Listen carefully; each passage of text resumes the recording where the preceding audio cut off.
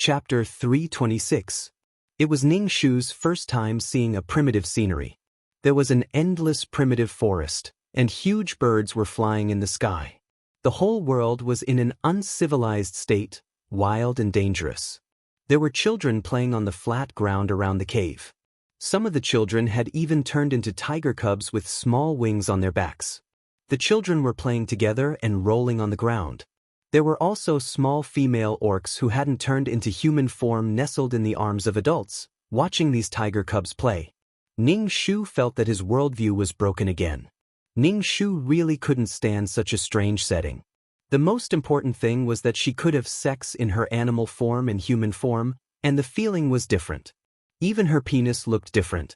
The problem was that Qianjia had more than one man. Ning Shu withdrew his gaze and spread the withered grass in his arms at the entrance of the cave, letting the sun shine more. Ning Shu raised his head and saw two dazzling suns in the sky. Fuck my worldview. Fuck, why are you up? A female orc turned her head and looked at Ning Shu. She quickly got up from the stone bench and walked in front of Ning Shu. Ning Shu recognized this male and female orc. He had added firewood to the fire in her cave before, and he was called Ji. His name was either Chao or Ji. As a person who had traversed the world, he really couldn't accept the name Chao. Fuck, are you feeling better? Ning Shu asked Ji. Hearing her own name, Ning Shu couldn't help but let her imagination run wild. If she were to introduce herself in the future, I'm feeling much better. Ning Shu stammered, but he finally said it. Ji was taller than Chao. His face was dark, and the hair on his face was about half a centimeter long. According to aesthetics, female orcs were considered ugly. However, the male beastmen were very charming, very charming. For example, the male beastmen of the winged tiger race had amber eyes like tigers, while the male beastmen of the black snake race had feminine beauty. Ning Shu completely suspected that this setting was for the convenience of the female lead. All males were charming, and both sexes were ugly. Then in this world, only Chica was the prettiest and most beautiful person. However, in terms of survival, male beastmen could transform into tigers to keep warm in the unusually cold winter, but female beastmen could not. They could only grow fur to resist the cold, and their dark skin could absorb more heat. Besides, there were two suns in the sky, so it was impossible not to get dark. Why don't I come to your house? Ning Shu invited Ji. After all, she was the first person he saw after he woke up. Primitive people did not know how to be polite. As soon as Ning Shu invited her, Ji entered Ning Shu's cave. Ning Shu looked at the dark cave and felt a little bitter. Ji sat on the ground and added some dry wood to the fire for Ning Shu. Damn, I wonder what the hunting team got this time. The weather is getting colder. I don't know if we can survive this winter. Ning Shu said to Ji. Ning Shu was a little absent-minded. He guessed that the hunting team would bring Chica with them this time. By then, the whole winged tiger race would have a qualitative leap. Ning Shu did not have any bad feelings towards Chica. After all, she had changed the barren situation of primitive beastmen. It was normal for a capable person to like many people. However, from a long-term perspective, it was not good. Every species underwent slow natural selection. Chica had found seeds, wheat, corn, and even rice. The winged tiger race had chosen to let most of the beastmen start farming and raising animals. A small number of male beastmen resisted the wild beasts that wanted to rush into their race. The whole world was a primitive society full of dangers. The beastmen's transformation ability was to hunt and protect themselves, but now they were all farming. These things could meet the needs of the beastmen, so their transformation ability would slowly deteriorate. However, this world was still a dangerous and wild world. There were powerful animals, and it had not yet entered the era of farming. By then, the beastman's situation would be even more difficult. This kind of choice might even cause the beastmen to be eliminated by natural selection in the future. Everything had its advantages and disadvantages. A primitive world should be full of killing and challenges. All creatures were adapting and evolving their genes. It was easy to pull one's balls if one took a big step. Ning Shu felt that he was thinking too much again. He sat next to Ji and said, I guess they'll be back soon. Ji stirred the fire and then turned to look at Ning Shu. She was a little surprised and said, "The shaman said you wouldn't wake up. I didn't expect you to wake up." Ning Shu smiled and showed his teeth, which made Ji's face a little ugly. Ning Shu could only feel lucky that there was no mirror in front of him. Ning Shu talked with Ji casually and asked about the situation of the winged tiger tribe indirectly. For example, the future partner of this body was very strong and ranked in the top in the tribe. Ning Shu knew from the plot that the person who saved Qianjia was the son of the patriarch, the young patriarch of the winged tiger tribe, Rue. Rue regarded Qianjia as his partner. At this time, there was a cheer outside, like a roar. Ji's face was full of smiles. The hunting team is back.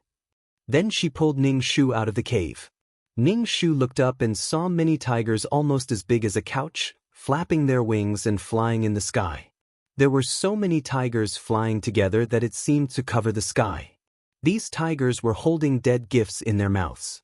Ning Shu's sharp eyes saw a man sitting on the back of a big golden tiger. These tigers with wings flew down and then turned into men in an instant. Their bodies were naked, with the tiger's own fur covering their private parts. They looked like small fur skirts. Every male orc had a strong body with bulging muscles and a V-line vest. They looked very sexy, wild and sexy. Every male orc was not bad. It was like a group of beautiful men. Ji pushed Ning Shu and said, "Let's go. Your Kai is back." "My Kai? He won't be mine soon." Ning Shu followed them. The clansmen began to talk about the results of the hunt, but there was something more attractive. The orcs surrounded Qianjia. She slid down from the tiger's back. Being surrounded by so many people, she suddenly became a little timid. Qianjia came to a strange place. She couldn't figure out how she came here. This was a place where people stayed. This was a wild and uncivilized place. Seeing this little female orc was scared, several male orcs wanted to comfort her, but Rui was standing next to her. It seemed that Rui wanted to take this little female orc for himself. Qianjia was very dependent on the man who saved her, so she stayed close to the young patriarch Rui. Ning Shu looked at Qianjia from head to toe. She was wearing a short-sleeved t-shirt, jeans, and a small bag on her back. Her skin was white and her face was delicate. She was a little beauty. But in a group of female orcs, her 5 points of beauty became 10 points. She was a peerless beauty. Chapter 327. Rui seemed to have sensed the little female's fear, so he pulled her back to his cave. Although Qianjia had left, the male orc still fixed his eyes on Qianjia. He was obviously curious about this little female. "She looks so strange, but she's pretty." Ning Shu sighed. Ning Shu said perfunctorily, "Yes, she's pretty." Then he wanted to go back to his cave to practice his unique martial arts. Since the mission was to save his life and try his best to save people, he must have strong martial arts. Ning Shu suddenly realized that no matter where he was, he could not rely on other people, especially men. Nothing had happened yet, but these men could not take their eyes off Qianjia. Ning Shu had just taken 2 steps when he was stopped by Ji. "You can go back if you don't take the meat." Oh. Ning Shu just realized that after every hunt, the hunting team would give some to the female orcs first. After Rui left, the person who distributed the meat was the second in command of the hunting team, who was also the future partner of the original owner of the body. Ning Shu looked at the man named Guy. His leather skirt was black with yellow fur. After transforming, he should be a striped tiger. He was very handsome, with bronze skin, deep facial features, and a pair of tiger eyes. He found that these male orcs were all in line with the modern aesthetic, as if they were tailor-made for Qianjia. It felt like a fantasy. They could change between a tiger and a human body, but they were not spiritual beasts. Guy gave Ning Shu a few pieces of bloody meat. He looked at Ning Shu with his tiger eyes and asked, "I heard that you're sick." "Oh, much better." Ning Shu was very cold to Guy. After all, he was not her man. She was determined not to steal the man from the heroine. Besides, she had more important things to do now. No matter how handsome Guy was, Ning Shu was eager to go back to practice his unique martial arts. He wanted to know if it was possible to practice in this world. Ning Shu grabbed a few pieces of meat and left. Guy wanted to stop Ning Shu, But he still had work to do. After returning to the cave, Ning Shu placed the meat on the stone bench and then sat on the ground to cultivate. In a primitive society, the spiritual energy should be quite abundant. After cultivating for a while, Ning Shu felt his body trembling slightly. It was as though his body was incapable of cultivating. If he couldn't cultivate, he could only be a weakling. How could he protect himself? Ning Shu continued to cultivate. He felt very, very hungry. When he saw the bloody meat on the stone bench, he wished he could just eat it raw. Ning Shu stuffed a fasting pill into his mouth. Only after the fasting pill flowed into his stomach did he feel his hunger dissipate a little. Ning Shu frowned. He felt that the female beastman's body was very strange. In the words of the school doctor, it was a genetic defect. The male beastmen were so strong, but the female beastmen were so weak. Pregnancy and childbirth would kill the female beastmen. Or could it be that the genes of the male evolved, and because the females were protected by the tribe, they couldn't keep up with the evolution of the males? Damn, Ning Shu slapped his head. What was he thinking? His brain was stupid to begin with, and he was still thinking about such profound things. Ning Shu was stubborn and insisted on cultivating Qi Jin. However, what made Ning Shu feel discouraged was that he really couldn't cultivate Qi Jin. He just felt very hungry. He ate a few fasting pills, but he still couldn't cultivate Qi Jin. Peerless martial arts could only transform the body and fill it with strength after cultivating Qi Jin. After experiencing several worlds, Ning Shu was already very familiar with cultivating peerless martial arts. However, he felt that it was extremely difficult to cultivate. This meant that the aptitude of this body was very poor. Moreover, Ning Shu didn't dare to eat the spirit marrow crystal. Without Qi Jin in his dantian, he could absorb the terrifying spiritual energy from the spirit marrow crystal. The spiritual energy would explode his body into pieces. Ning Shu sighed. Looking at the bloody meat, he didn't know how to eat it. He roasted it. Ning Shu was speechless. It was only after staying in the primitive society that he realized the convenience Qian Jia brought to the primitive society. He thought that she was a goddess, a messenger sent by God. Ning Shu took the bloody meat to Ji's house next door and said to Ji, "Let's eat it together." Ji saw Ning Shu take all the meat and said, "Are you going to eat all of it? If you don't store it, when there are 2 shiny round stones in the sky, winter will come." 2 shiny round stones in the sky? Ning Shu rolled his eyes.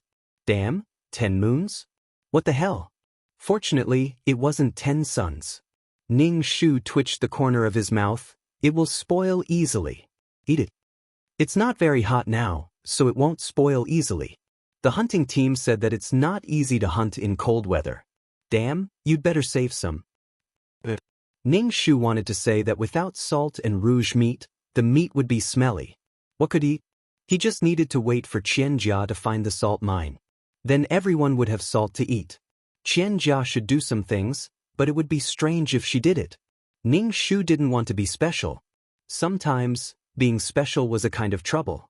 Ji roasted the meat for Ning Shu without washing the blood off. She just roasted it directly. There was salt in the blood, so it was good to roast it like this. Orcs in the hunting team would drink the blood of their prey to replenish the salt in their bodies before biting their prey's neck. Orcs also had their own way of survival, so he summed it up bit by bit. However, looking at the black roasted meat, Ning Shu had no appetite at all. Ji handed the roasted meat to Ning Shu. Ning Shu took it, smelled it and took a bite. The meat was quite tough, with an earthy taste and a little salty. Thinking that he needed a lot of energy to practice the unique martial arts, Ning Shu bit the meat and ate it. Ning Shu asked Ji to take care of the rest of the meat, saying that he didn't feel well and asked her to help him. Ji agreed and asked Ning Shu to have a good rest. After all, the shaman had said that the grass might not live long and would be taken away by God. Ning Shu was speechless. Primitive people were so straightforward. If it were other people, they would think that Ning Shu was lazy and wanted to slack off. Ning Shu went back to his cave and began to practice. When he was hungry, he gave him a fasting pill. Ning Shu was very glad that he had exchanged some fasting pills in advance. Otherwise, he wouldn't be able to survive. Qian Jia, who was brought back by Rui, felt even more miserable than Ning Shu. She saw the man in front of her throw a piece of roasted meat in front of her. Qianjia only had black money on her head, and she didn't understand what the man wanted to say. Qianjia's head was still dizzy. Where did she travel to? People traveled to ancient times to flirt with beautiful men, but she directly traveled to a primitive society. There was also a group of primitive people who could turn into tigers. Qianjia wanted to hold her head and scream. What the hell? Rui told Qianjia to eat something, but Qianjia was confused. Seeing that he was pointing at the meat, Qianjia picked up the roasted meat on the ground and patted the dust. She almost broke her teeth when she took a bite. She couldn't bite it. Chapter 328. The male beastman Ray looked at Qianjia biting the meat like a cub without teeth. After biting for a long time, she still couldn't tear the meat off. A ripple suddenly appeared in Rui's heart. He felt that she was very cute. She had a white face and bright red lips. Her body was even smaller than female beastmen. He had never seen such a small female before. Rui tore the cooked meat and placed it in front of Qianjia. Qianjia only took a bite and almost vomited. It was tasteless and tasteless. There was an earthy smell and the stench of animal fat. It was disgusting.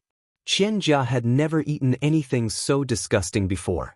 Qianjia was remorseful in her heart. She shouldn't have been so picky about her food before she transmigrated. Things that were unbearable in the past now seemed like unique delicacies. Rui saw that the little female was choking and coughing. He stretched out his hand and gently patted Qianjia's back. His hand touched her back. She was wearing soft animal skin. He could feel her body temperature through the thin animal skin. Rui's tiger eyes rippled. He directly carried Qianjia up. Ignoring her confused face, he placed her on the withered grass and directly pressed her body on top of him. Qianjia finally reacted. This beast wanted to do something beastly. Her chastity that she had preserved for so many years was actually going to be taken away by a primitive man. How could this be? Rui didn't know how to take off Qianjia's jeans. However, with his powerful strength, he directly tore the pants. There was still a small underwear inside the pants. Rui also tore Qianjia's underwear. Qianjia wanted to cry but had no tears. She was extremely scared. She cried and hit Rui, who was on top of her. However, she couldn't change her fate. Rui sucked on the dark red top as if he was fascinated. Her body was filled with a fragrance that made Rui very fascinated and infatuated. Qianjia was teased until her body went soft. She also saw such a handsome face with deep contours and a pair of tiger eyes that seemed to be brewing water. Qianjia was instantly mesmerized. It was a romantic night. Ning Shu cultivated for an entire night and ate a bottle of fasting pills. However, he still couldn't cultivate Qi Jin. This made Ning Shu very depressed. Even in the modern era, she could cultivate a weak Qi Jin. However, in the primitive world, the world was filled with spiritual energy. She actually couldn't cultivate Qi Jin. This was illogical. It was enough to prove how bad this body's quality was. The school doctor said that the quality of genes was directly reflected on the face. Ning Shu had no idea what this body looked like. It was probably as ugly as the female beastmen in the tribe. So, Ning Shu stuffed a fasting Dan into his mouth and then continued to meditate. He had to cultivate Qi Jin. As long as he could cultivate Qi Jin, then he would be able to eat spirit marrow crystals. Without Qi Jin to help him absorb the terrifying Ling Qi of the spirit marrow crystals, Ning Shu did not dare to court death. At this moment, Ning Shu heard heavy footsteps at the door. He immediately stopped and saw Ji coming in. "Why are you still here? Everyone should go to the place of sacrifice." Ji came over and pulled Ning Shu. Ning Shu was a little confused. What happened in the clan? Didn't Rui bring back a female? Now shaman wants to communicate with God and let God decide whether to let her stay in the tribe, Ning Shu said. God? There was the concept of God in the primitive society? Ning Shu came to the square of sacrifice. There were several pillars in the square. There were all kinds of inexplicable abstract things on the pillars. Ning Shu did not understand what they were. The most eye-catching thing was a huge stone statue in the middle. The stone statue was in the shape of a human, but the facial features were not visible. Anyway, the carving was not good enough. What is this? Ning Shu pointed at the stone statue and asked. Ji looked as if he was facing a great enemy. He grabbed Ning Shu's wrist to stop him from pointing at the stone statue. He said anxiously, "Fuck, how can you point at God like that? Are you disrespecting God?" This was God. Ji looked at the stone statue and said, God gave the beastmen the ability to transform.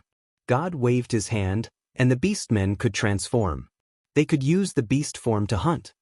Ning Shu, ha ha ha, I don't believe it. The beastmen of the tribe gathered in the square. Ning Shu looked around. Even the little beastmen had come. Looking at the little male and female beastmen standing together, Ning Shu wanted to cover his eyes. Were the little female beastmen so ugly when they were little? They were not cute at all.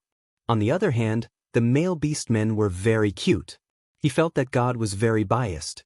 After a while, the chief of the winged tiger tribe and shaman came. The chief was a very charming middle-aged man. The shaman was a female beastman with bird feathers all over her body. Coupled with her ugly face, Ning Shu wanted to cover his face. Because a female beastman has appeared in the tribe. Now, we are going to tell God about it. God will decide whether this female beastman can stay in the tribe, the shaman said in a hoarse voice. Rui turned into a tiger and carried Qianjia directly to the sacrifice square. Under the gaze of everyone, Qianjia was a little embarrassed to get off Rui. There was a blush on her white face. She stuck out her tongue embarrassedly. Ning Shu narrowed his eyes and looked at Qianjia. Her t-shirt was a little dirty. She was no longer wearing jeans. Instead, she was wrapped in animal skin to cover her breasts. A pair of white and tender legs were exposed. She was not wearing shoes. Under the sunlight, they reflected a pearl-like halo. Her black hair was a little messy because of the wind. The contrast between black and white was very beautiful. Ning Shu had seen many female beastmen with ugly faces. Even though he had seen many beautiful women, when he saw Qianjia, he could not help but feel stunned. He felt that Qianjia today was more charming than yesterday. She had probably become Rui's partner. Ning Shu looked around and saw Guy, the future partner of this body. He was staring at Qianjia with a pair of tiger eyes. His amber eyes were full of surprise and amazement. Although he did not know what beauty was, when he saw this little female, his heart was stirred. Ning Shu withdrew his gaze. Not only the male beastmen could not move their eyes away from Qianjia, but also the female beastmen could not move their eyes away from Qianjia. Hey, this female beastman is so beautiful. Which tribe is she from? Ji exclaimed. Ji then touched his hair, looking a little dispirited. Ning Shu looked at Ji and felt that it was quite funny. Qianjia was really capable. She had directly changed the beauty standards of the beastmen. Qianjia was beautiful now. However, after being nourished by the beastmen, she would become more and more beautiful in the future. This female beastman, please put your hand on the god's stone. The shaman looked at Qianjia and frowned. He did not know whether this female beastman would bring good luck or disaster to the tribe. Qianjia did not understand what this man with bird feathers was saying to her. She could not understand, so she could only look at Rui for help. Last night, the two of them had physical contact. Qianjia had already regarded Rui as someone she could rely on. Chapter 329. Seeing that the female beast did not respond, the shamaness repeated, "Put your hand on the god's stone." Rui saw that his little female was very embarrassed, and she was looking at him with tears in her eyes. He grabbed Qianjia's hand and walked to the altar in front of the stone statue. Rui put Qianjia's hand on a stone on the altar and smiled at Qianjia. Ning Shu looked at the stone. It was oval-shaped and palm-sized, but it was gray all over. It did not look special. How could it be a god stone? The more powerful items were all dusty, just like the chaos gems and low-quality primordial crystal stones. Qianjia's hand was on the stone, and she felt the stone get hotter and hotter. Finally, it felt like her hand was going to blister. Qianjia could not take it anymore, and she quickly pulled her hand back. Qianjia retracted her hand only to see the gray stone emit a bright light, and this bright light directly pierced into Qianjia's forehead. This is an auspicious sign, an auspicious sign. A goddess from the heavens, a goddess from the heavens. The shamaness was so excited that the feathers on her face fell off. Qianjia was stunned for a moment. Suddenly, she could understand what they were saying. She understood the language of the beastmen. Little female, what's wrong? Rue saw that the little female was in a daze, and he asked with concern. I'm fine. Qianjia said the beastman's language in a tongue twister, and Rue was very surprised. This is the blessing that God gave to this female beast. What is your name?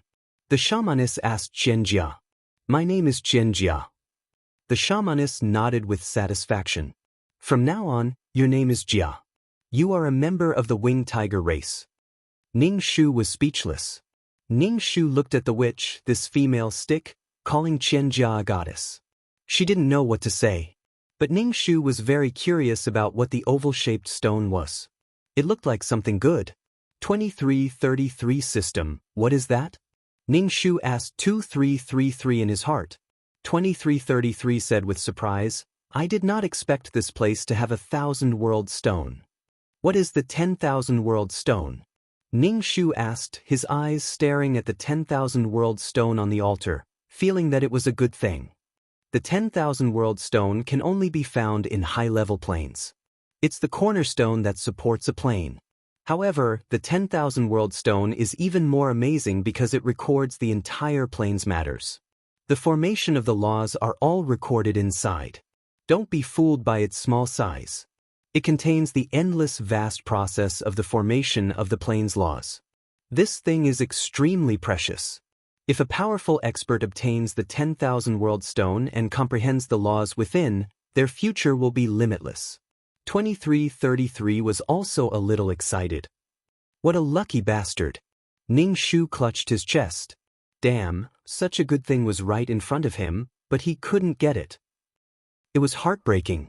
Ning Shu took a deep breath and asked, what about Qianjia? 2333 said, maybe it saw that Qianjia had some luck, so the 1,000-world stone gave her some benefits. Damn, the main character is so awesome.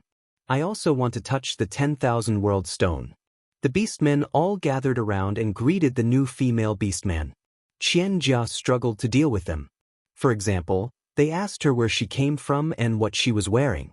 Some female beastmen reached out and pulled Qianjia's hair, causing her to grimace in pain.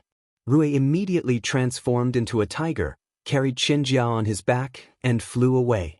Ning Shu walked in front of the altar and looked at the 10,000-world stone. His heart was really pounding. Ning Shu retracted his gaze and walked in front of the feathery shaman. He said to the shaman, Shaman, I want to become the shaman of the tribe. The shaman was stunned. He didn't say anything and just turned around and left. Ning Shu followed behind him and entered the shaman's cave. The shaman's cave had the smell of herbs. Ning Shu was once again sure that he wanted to become a shaman.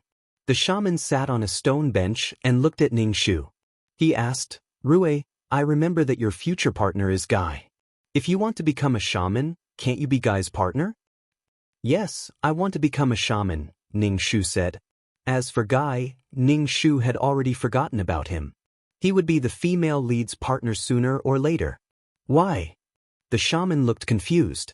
Your future partner is living well, and he is a strong male. What are you not satisfied with? The shaman took off the feathers on his head. You have to know that I will not have a partner in this life. I have to be pure and communicate with God. The shaman looked at Ning Shu. You have to think about this carefully. Shaman, I feel like Guy doesn't like me. He likes the new female lead Jia, Ning Shu said directly. I want to learn herbs from you and help the tribe. The shaman stared at Ning Shu sharply. Jia is already Rue's partner. She won't get in the way of you and Guy. Ning Shu shook his head. Shaman, I feel like I am a useless person in the tribe. I want to do something for the tribe. I feel like Guy doesn't want to be my partner. The shaman stared at Ning Shu for a long time. Ning Shu and the shaman looked at each other. Finally, the shaman said, Then you can learn herbs from me for a while. As for becoming a shaman, we will talk about it later. Obviously, the shaman thought that this young female was just being naughty. As for teaching her herbs, it was for the good of the tribe. Ning Shu nodded. She didn't care whether she could become a shaman or not. She just wanted to be known as a doctor. After all, Ning Shu had been with the miracle doctor for a long time. She knew herbs and could treat some simple diseases. However, if she suddenly knew how to treat diseases, even the most simple-minded primitive people would feel that something was wrong. Besides, primitive people weren't really simple-minded. They were smart. After achieving his goal, Ning Shu told the shaman that he would come to learn the next day. The shaman just nodded casually. She didn't care much about what Ning Shu said. Ning Shu passed by the sacrificial square on his way back. He glanced at the stone of all worlds and looked away with difficulty. Then he saw Ji waiting for him. Ning Shu suddenly felt warm. Although it was hard to survive, people got along well with each other. Looking at Ji walking toward him, Ning Shu swore in his heart that he would cultivate qi and change his fate. He also wanted to save Ji. If possible, he wanted to save as many abandoned females as possible. He wanted to fulfill the original owner's wish. Ji was a little younger than this body. Her future partner was still uncertain. However, many male orcs had their eyes on her. But now Qianjia was here. The male orcs had never seen such a beautiful female before. They became picky. It could be said that Qianjia's arrival had subtly lowered the status of the female orcs. In addition, Qianjia had more than one partner. Every male orc wanted to be her partner. The female orcs, who used to be precious, became dispensable. Some male orcs even wanted to be partners with the female orcs. They didn't cherish them as much as before. Chapter 330. Ning Shu began his busy life of practicing martial arts at night and learning herbs from the shaman during the day. When Ji heard that Ning Shu was learning from the shaman, her face changed immediately. Damn, why do you want to learn from the shaman? Do you want to be a shaman? Ning Shu said carelessly, I want to be a shaman, but the shaman doesn't seem to like me. Fuck, witches are not allowed to have partners. Although they have a noble status in the tribe, they are still lonely. You have Kai, why do you want to be a witch? Ji tried to persuade Ning Shu. She felt that there was something wrong with her neighbor's head. Both Ji and Chao had no parents, so they were very close. Ji didn't want Chao to be lonely for the rest of her life. Other female orcs who were close to Ning Shu heard the news and came to persuade Ning Shu, which made Ning Shu feel helpless. She was really just there to learn. Why did these people think that it was not good to be a shaman without a partner? In fact, Ning Shu wanted to be a shaman. At least he had a high status, which was similar to the chief of the tribe. He was respected. As for a partner, Ning Shu could only laugh. However, Ning Shu accepted the good intentions of these female beastmen. They were all concerned about her. Ning Shu said that he was sick and scared, so he wanted to learn about herbs from the shaman. Ji was skeptical, but there was no way to stop Ning Shu from going to the shaman's cave. As soon as Ning Shu walked into the cave, he smelled the fragrance of herbs, which was very pleasant. In the shaman's cave, there were a few brightly colored stones and seashells. There was a stone bed in the cave, and the bed was covered with animal skins. The shaman's cave was probably the best in the entire tribe. When the shaman saw Ning Shu, he pointed to the herbs on the stone bench and told Ning Shu what they were for. Ning Shu looked at the herbs on the stone bench. It was prunella, which was used to clear heat and detoxify, clear the liver and improve eyesight. It was used to treat diarrhea and diarrhea. For orcs who had been eating smoked meat, prunella was really important. However, the herb in the shaman's mouth wasn't prunella, but some kind of divine herb. If there was a problem, it would be fed to the beastmen. Ning Shu was speechless. Is it really okay to eat like this? It seemed like the shaman didn't know a lot of herbs. Ning Shu had learned all the herbs that the shaman knew.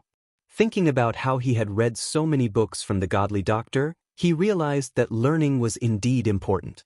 Although these things took up a lot of time, there was no telling when this knowledge would be of great use. When the shamaness saw that Ning Shu was learning seriously, she looked better.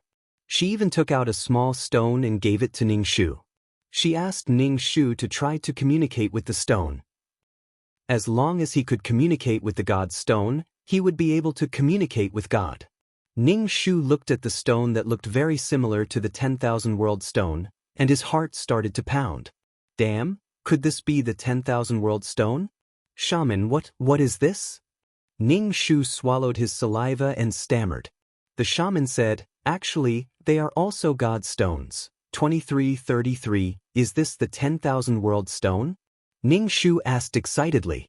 2333 was silent for a moment and said, it's not the 10,000 world stone.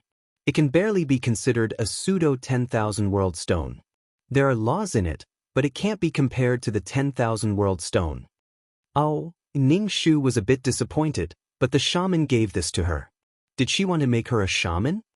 I'm old, and I'm looking for someone to become a shaman. Since you want to become a shaman, try to communicate with the god stone. If you can, then God will choose you. The shaman said. Ning Shu was speechless. Ning Shu felt annoyed when she heard the shaman's words, but she couldn't get distracted at all. He took the pseudo 10,000 world stone and went back. Back in the cave, Ning Shu held the god stone and tried to communicate with it. But who could tell her how to talk to a stone? Ning Shu tried to send her consciousness into the pseudo 10,000 world stone like a contract spirit beast. Ning Shu didn't expect her consciousness to really enter the 10,000 world stone and see what was inside. Ning Shu felt like she was watching a movie. She saw what was recorded in the 10,000 world stone. The world was barren. There was nothing. There was no water, no sky, no trees. There was nothing. In the boundless desolation, a figure suddenly appeared in the air. This figure was completely black, like a shadow. It was impossible to see what it looked like, and it was unknown whether it was a man or a woman. It was looking down from above. Ning Shu even felt that the person's eyes were filled with endless coldness. It was as if the person was looking at her. He waved his hand and the sky became clear. 2 suns appeared in the sky. Green grass quickly appeared on the ground and then quickly grew into towering trees. Soon the entire world was a forest. Then, a bird appeared in her hand. The bird spread its wings and flew to the branches. Then, many animals appeared in the forest. There were all kinds of animals and even dinosaurs. The black figure pointed at a lion and then the lion turned into a person. It crawled in front of the black figure. Then, all kinds of beastmen appeared. The black figure casually threw a 10,000 world stone on the ground and disappeared. Then he recorded some messy things. Ning Shu was sweating. He retracted his consciousness with difficulty. He was in a state of shock. Damn, there really is a God. Damn my 3 views. To be able to create things so casually, if this wasn't a God, then what was? So, what Ji said about the beastman's ability to transform was given by a God was true. The problem was that Ning Shu didn't see who it was at all. Ning Shu calmed himself down and curled his lips. Now, it seemed that the 10,000 world stone on the altar had an owner. Snatching something from such a powerful person was definitely courting death. There was actually such a powerful person in the world. Ning Shu's 3 views were overturned. He was worse than an ant now. Ning Shu told 2333 what he saw in the pseudo 10,000 world stone. After a moment of silence, she said, now, it seems that this world should be a place where a top person collects the power of faith. Ning Shu, don't be stupid. If you want to take the 10,000 world stone, we will all die. I'm about to pee my pants. I won't even dare to look at the 10,000 world stone in the future. Ning Shu rolled his eyes. Taking a deep breath, Ning Shu decided to forget what he saw. Looking at things of a higher level would only make one more depressed. But Ning Shu saw his position clearly. He was just an ant struggling to survive. Working hard to survive was more important than anything else. Ning Shu calmed himself down and continued to cultivate. The most important thing now was to complete the mission. As for other things, they were just floating clouds. But that gaze was so scary. Woo! The next day, Ning Shu told the shaman that he couldn't communicate with the god's stone. When the shaman heard that, she almost threw a rock at Ning Shu. How can it be so easy to communicate with the god's stone? It has only been a day, you are too anxious. Chapter 331. After coming out of the cave, Ning Shu bumped into Guy. Ning Shu didn't think that Guy was looking for him. Ever since he came to this world, Ning Shu had only said one sentence to Guy, you're sick. Oh, I'm much better. Other than that, they didn't talk at all. Ning Shu suspected that Guy didn't like the original owner of this body. Even without Qian Jia, Ning Shu felt that they wouldn't be together. Ning Shu and Guy brushed past each other. Guy was stunned for a second, then he caught up with Ning Shu and asked, "Why are you leaving?" Ning Shu looked at him in surprise and said, "Why are you looking for me? If you don't talk to me, I can only leave." Guy looked at Ning Shu with his tiger-like eyes. He paused for a second and said, "I heard from Ji that you're learning something from the shaman. Do you want to be a shaman?" "It depends on the shaman. I'm just learning about herbs from the shaman," Ning Shu said calmly. Ning Shu realized that Guy didn't love him much. From the original owner of this body, Guy would be his partner for as long as he could remember. There must be a reason why Guy became the original owner of this body. However, there was no chance for them to be partners now. Guy only had Qian Jia in his heart. Besides, her current task was to become the president of the Women's Federation and save the women of the Winged Tiger tribe. She didn't have time to talk to him. Ning Shu and Guy both fell silent. They didn't know what to say, and the atmosphere was very awkward. I. You go first, Ning Shu said. Guy was silent for a second and said, "If you want to be a shaman, I'll help you. I promised your father that I'll take good care of you." Ning Shu was speechless. Ning Shu suddenly didn't know what to say. Guy sounded very sincere, but his future partner was going to be a shaman and would be lonely for the rest of her life. Ning Shu was speechless.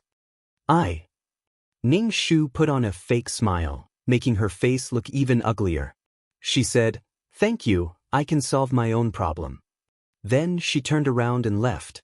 It seemed that the reason Guy was able to become Cao Cao's future companion was because of the original owner's father. It was just a responsibility. Guy stared at Ning Shu's back, sighed, and left. While Ning Shu was busy every day, Qian Jia and Rui's days were also very prosperous. They knew that they could no longer go back. Qian Jia settled down and worked hard to live her life. Moreover, Qian Jia was very satisfied to have such a loving husband. Qian Jia tried her best to make her life better. She was not used to sleeping on a stone bed, so she wanted to make a wooden bed. Although this wooden bed was just a wooden plank on a stone bed, it was much better than sleeping on a stone bed. In terms of food, Qian Jia tried her best to make the food better. She even invented the stone pot. Although the stone pot was not forbidden, it was good to be able to cook meat until it was soft. In addition, with Rui taking her out, Qian Jia could occasionally find some good spices, such as pepper and ginger, which could remove the fishy smell of the meat. When cooking meat, she added some sweet and sour wild fruits. The taste was many times better than roasted meat. Every day, the fragrance from Rui's cave made the people in the tribe crazy. One by one, they went into Rui's cave, wanting to taste the fragrant food. However, Rui, who loved his wife madly, drove them out. The food that his partner made was not enough for him. He did not want the food that his partner made to be eaten by these people. Every time she saw that others liked to eat the food that she made, Qian Jia was very happy. Before she transmigrated, she would always learn how to make the food that she liked. She did not expect that she would be able to use her skills now. Qian Jia wanted to integrate into the tribe, especially the female beastmen. So, she told Rui that if she wanted to treat the female beastmen in the tribe to a meal, she needed to make more stone bowls. Of course, she also needed to prepare more meat, so Rui went out to hunt without saying anything. When they heard that the new female beastman was going to treat them, the female beastmen in the tribe were very happy because the food that she made was famous for being delicious. As for how delicious it was, they did not know. On the day of the treat, they all went to Rui's cave, shouting and yelling. Ning Shu was not interested in joining in the fun, because after practicing day and night, she finally cultivated a weak breath. With this strength, Ning Shu ate a little bit of the spiritual marrow crystal powder. The strength was so weak that Ning Shu was afraid that it could not absorb Reiki. Fortunately, the Reiki was absorbed by the strength. It grew a little, but it was still not very strong. However, Ning Shu felt that his body was slowly changing.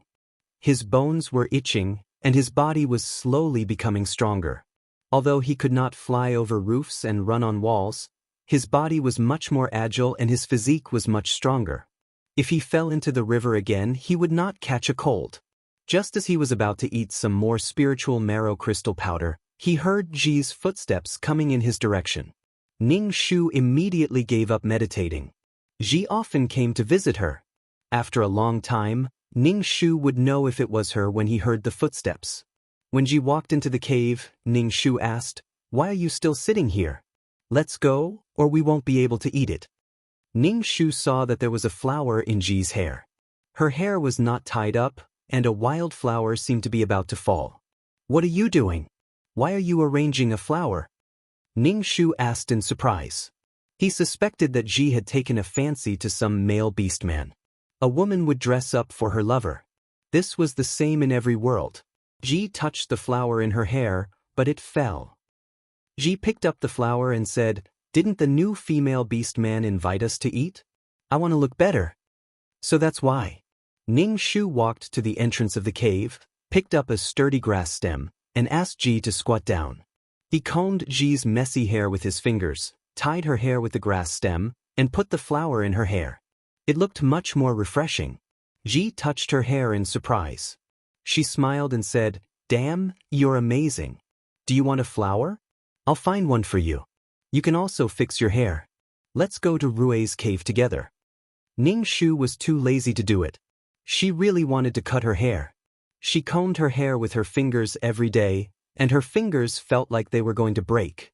Without shampoo, she could not wash her hair clean even if she went to the river. "I'm not going. You go." She had more important things to do. There was nothing more important than improving her strength. She would not go to this kind of party. It's not easy to have a lot of delicious food.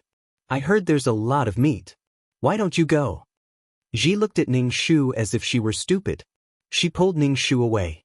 With Ning Shu's current strength, he could get rid of Ji's hand, but Ning Shu did not. Besides, he was tired of eating barbecued meat these days. If it were not for the energy in his body, Ning Shu would not eat it.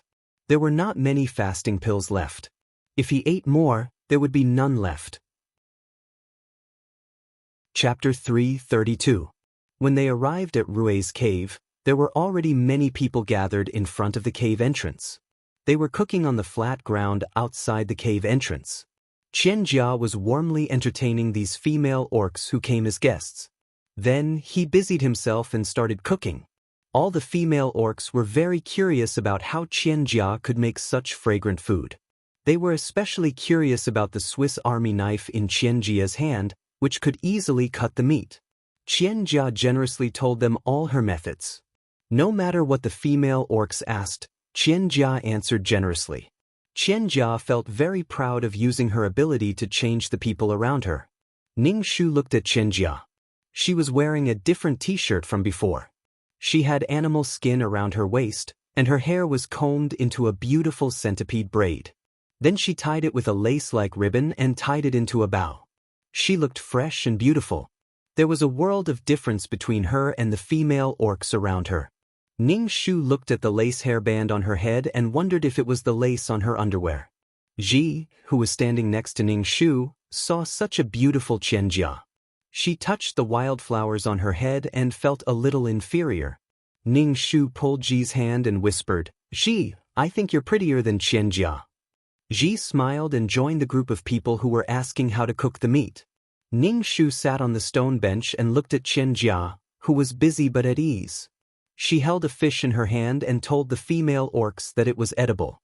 The female orcs were skeptical. It couldn't be eaten. The thorns would choke people to death. Qianjia smiled mysteriously and put the fish in the stone pot. She boiled the fish into a milky white fish soup, which smelled quite good. Ning Shu smiled. This was the reason why the original owner didn't take revenge on Qianjia.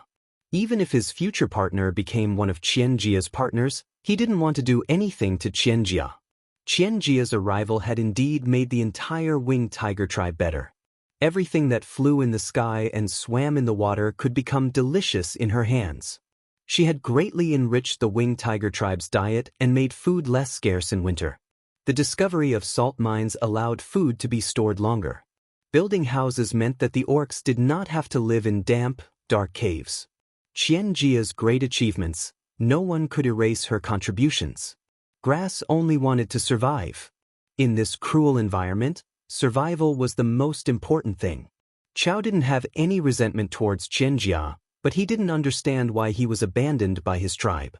After being busy for a long time, the sumptuous dishes were served. There was so much delicious food on the stone table that every female beastman was drooling. Qianjia gave each female orc a stone bowl and chopsticks made of twigs. The orcs did not know how to use the chopsticks at all. They wanted to reach into the soup to scoop the meat, but the soup was very hot, so they could only learn how to use the chopsticks stiffly. Ning Shu pretended that he was not used to using chopsticks, but after a while he gradually got used to it. He picked up the meat and put it in the stone bowl in front of Ji, who was scratching her ears and cheeks anxiously. Ji immediately picked up the meat in the bowl and stuffed it into her mouth. She exclaimed exaggeratedly, "It's so delicious, so delicious." Qianjia's eyes flashed when she saw Ning Shu familiarizing himself with the chopsticks so quickly. After hearing Ji's words, she smiled and said, "This is just simple cooking. If there are more seasonings, it will taste better." "There's a better taste?" Ji's eyes lit up. "It's already so delicious. How delicious can it be?" The other female orcs were amazed and praised Qianjia with their most sincere words. Qianjia looked at Ning Shu's calm face and asked, "Who are you?" "I'm Qianjia. You can call me Jia." "She's Chao." Before Ning Shu could say anything, Ji spoke for Ning Shu first. "Chao?" Qianjia was stunned for a moment, then she smiled and said, "Chao, do you want to go out with us to eat wild vegetables and look for wild fruits? It's delicious to cook meat." Ning Shu didn't expect Qianjia to take the initiative to invite him out. Besides, Ning Shu wanted to go out to pick some herbs. Usually, the tribe didn't allow female orcs to go out, but Qianjia was different. Her partner was the chief's son, so she had a lot of power. If Qianjia wanted to go out, he would agree. Didn't Ray take Qianjia out for a walk before? Ning Shu agreed very quickly. When the others heard that they were going out to look for herbs, they all asked to go together. They all wanted to cook delicious meat. Qianjia looked a little embarrassed. She said, "I have to tell Rui about this. It's impossible for all of us to go. Only a few can go at a time. I have to go. I'll go wherever Chao goes," she said quickly. The atmosphere of this meal was very harmonious. Qianjia intended to integrate into this group. In addition, the beastmen were not scheming and they all admired Qianjia. After this meal, they all treated Qianjia as their own friend, a friend that they admired. Although there was a lot of food prepared, it was all eaten by the female orcs. There was no soup or water left. No one ate the fish soup. Qianjia smiled and demonstrated. She pulled out the fish bones and ate the snow-white fish. Only then did the female orcs dare to eat. After eating, the female orcs helped to clean up. Ning Shu also helped. He looked at the oily stone bowl and chopsticks and wondered how to wash them. Qianjia grabbed a handful of mud from the ground, rubbed the stone bowl, and then washed it with water. Obviously, Qianjia was very adapted to primitive life. In this world, she was unique. Many female orcs asked Qianjia what she was wearing. Qianjia's face showed a dazed expression. She said, "This is cotton. It's something from my hometown. It's really good and comfortable." "Where is your hometown? How did you come here? Did your tribe abandon you?"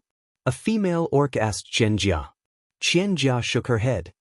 "I came here because of an accident, but I can't go back. I have to live here in the future." The female orcs all comforted her. Qianjia saw that this female orc called Chao was very quiet. When she looked at her, her eyes were very calm.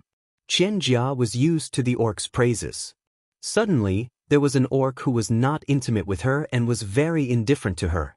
This made Qianjia a little uncomfortable, so she tried to find a topic. Ning Shu asked, "Well, what do you do when your aunt comes?" Ning Shu's mouth twitched and did not say anything. Joey thought that Ning Shu did not understand what he meant, so he asked, "She bleeds every month. How do you solve it?" Ning Shu said, "Oh, you don't have to solve it. Let it flow. When it flows out, you can grab a handful of dry grass and wipe your legs. You can also wash it with water." Qianjia was speechless. Qianjia felt that this was not a pleasant topic. She felt like she was choking. Chapter 333. Qianjia captivated all the female beastmen in the tribe with a single meal. In addition, Qianjia was very generous.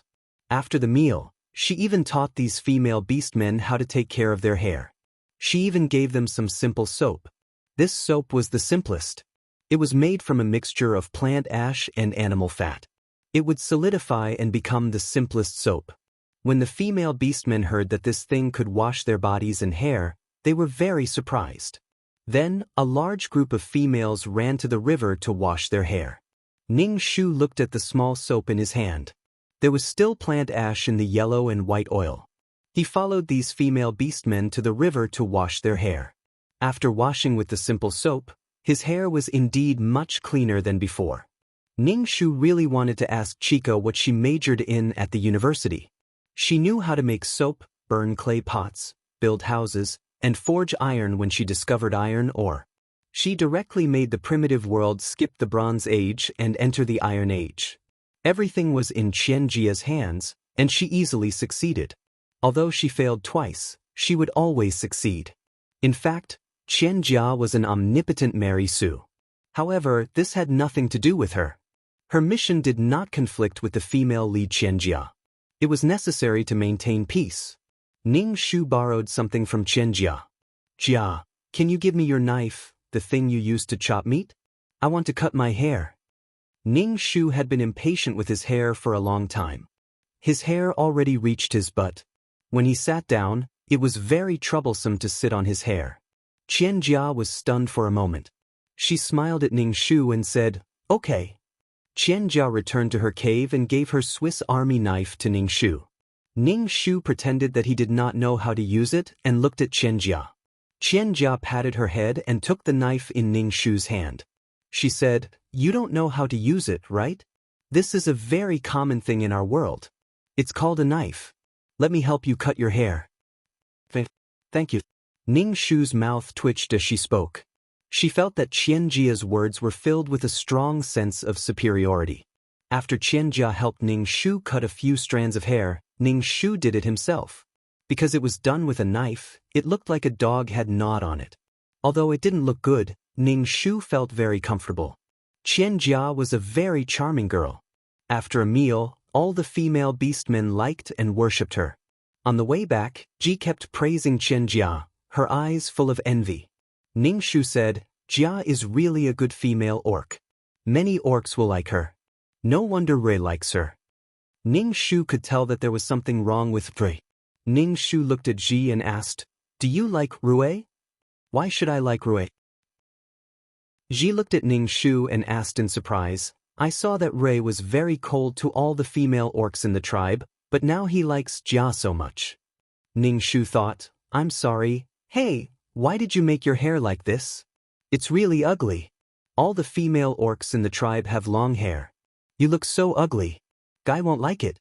Ji's expression was very exaggerated. She almost covered her head and screamed. Ning Shu flipped his hair and said, "Of course, I'll do whatever is comfortable." Ji looked at Ning Shu with disappointment and said, "Last time I told Guy that you're a witch. Did he say anything to you?" Ning Shu shook his head and said, "He said he'll help me become a witch." Ji was speechless. Ji frowned. "Doesn't he know that you can't have a partner when you're a witch? You're going to be a witch. Why didn't he stop you from becoming a witch? Maybe he doesn't want to be my partner at all. Forget it, it's not a big deal. Aren't we going out of the tribe with Jia tomorrow to look for good things? Let's prepare more things." Ning Shu changed the topic. Because the female orcs were curious about where Qianjia's food came from, Qianjia said that she would take them out of the tribe to look for ingredients. As long as they followed Qianjia out, they would be able to find a lot of things. "Yes, I've never been out of the tribe. I'll make a basket." Ji suddenly forgot about Guy and said to Ning Shu, "Do you want a basket? I'll make one for you." Ning Shu nodded. He found a vine as thick as a finger for Ji and pulled it out directly. He dragged it to the entrance of Ji's cave and asked Ji to make a basket. Ji looked at Ning Shu with her mouth wide open. "Your strength? How did you pull it out?" "I pulled it out with a little strength." Ning Shu clapped his hands and said, "Is it enough? I'll get more if it's not enough." "It's enough. Only male orcs can pull it out. Ji muttered and began to make a basket. Ning Shu watched from the side. The basket made by Ji was very ugly. Some parts were loose and some parts were tight. Each basket was different in size, but it was enough as long as it was practical. The next day, Ning Shu and Ji each took an ugly basket to the ritual square. There were several female orcs and a few male orcs there. Qianjia was talking to several female orcs. When she saw Ning Shu and Ji coming over, she smiled and said, "We were waiting for you." Qianjia was wearing a t-shirt and a pair of denim shorts today, which was very different from the others. Ning Shu looked at the male orcs. Ning Shu only knew Rui and Kai, but he didn't know the others. Seeing Ning Shu's eyes on the male orcs, Qianjia said slyly, "They'll send us out of the tribe, stay with us and protect us.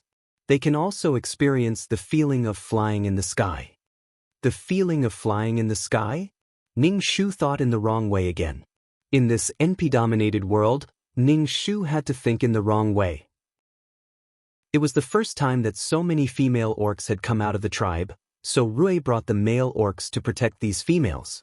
Besides, Rui didn't want to leave Qianjia at all. One day apart felt like 3 years. He was looking for opportunities to be with Qianjia. Now Qianjia was simply shining, and all the male orcs in the square were looking at her. Qianjia didn't seem to know that her every move was beautiful. Her shallow smile and dimples made a group of beasts drool.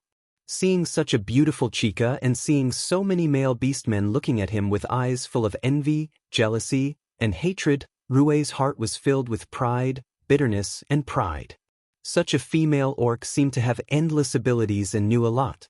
She was his partner. However, Rui wasn't sure if such a perfect partner belonged to him. She was the goddess that the shaman talked about. Was he qualified to have a goddess forever? Now, Rui's heart was worried about gains and losses. He tasted the sweetness and bitterness of the fruit of love. Ning Shu glanced at Kai. He found that Kai was a quiet and calm person. Although he was looking at the beautiful Qianjia, his eyes were more restrained than the other orcs. As if he noticed that someone was looking at him, Kai turned his head and looked at Ning Shu. Kai was stunned for a moment and looked away. He didn't look at Ning Shu or Qianjia. Chapter 334. Ning Shu looked at Gai's expression. He looked at Qianjia with an expression of love that he didn't even realize he was looking at her with affection and doting. Of course, Gai's love would eventually move Qianjia and make her one of his partners. However, there was no precedent for a female orc to have more than 2 partners, so Gai was suffering because he liked someone else's partner. Ning Shu felt that he deserved it. Although the quest didn't say anything about Gai, it didn't stop Ning Shu from gloating. The orc transformed into a tiger with wings and carried the female orcs out of the tribe. Qianjia was the first to get on Rui's back, and the other female orcs got on the male orcs' backs. Then, Ning Shu was left alone. Gai hesitated for a moment, then walked to Ning Shu and said, "Get on my back." Ning Shu grabbed the tiger's fur and got on Gai's back without hesitation. The fur was very soft and it was good to make fur. It was the best fur. Gai flapped his wings and flew into the sky, catching up with the team flying in front. Sitting on the tiger's back, Ning Shu felt the wind in his ears. The breeze was very comfortable, and he could see the endless forest. The whole world seemed to be a primitive forest. It was a good environment. Not far away from the tribe, Rui, who was flying in front, said, "It's our first time out. We can't go too far. Let's stop here." Then they slowly landed. Because it was their first time out of the tribe, the female orcs were very excited. They looked around with curiosity on their faces. They had lived in the tribe since they were young, and their elders had told them that the outside world was very dangerous. The female orcs were too weak, and the outside world was very dangerous for them. Now that they were out of the tribe, the female orcs were excited, surprised, and a little scared. Ji ran over with a basket in her hand and held Ning Shu's hand. She was obviously a little scared. Ning Shu smiled at her, grabbed her hand, and said, "Don't be afraid. I'm here." Ning Shu felt that what the tribe was doing was a little inhumane. Locking up the female beastmen in the tribe and imprisoning them in the name of protection. One had to know that any evolution and adaptation to an environment was full of blood. Qianjia, who was walking in the front, said to everyone, "This forest is full of treasures and edible things. However, it is also very dangerous. When you are looking for things, you should pay attention to snakes, insects, rats, and ants." Beside Qianjia, there was a black fungus growing on a withered tree. She said to everyone, "This thing is also good. Take it back and dry it. Then fry it with meat and eat it. It's very delicious." When the female orc heard that it was edible, she began to pick them. Qianjia pointed at the mushrooms growing on the ground. These things are very fresh when used to make soup. When the female orc heard this, she started looking for mushrooms.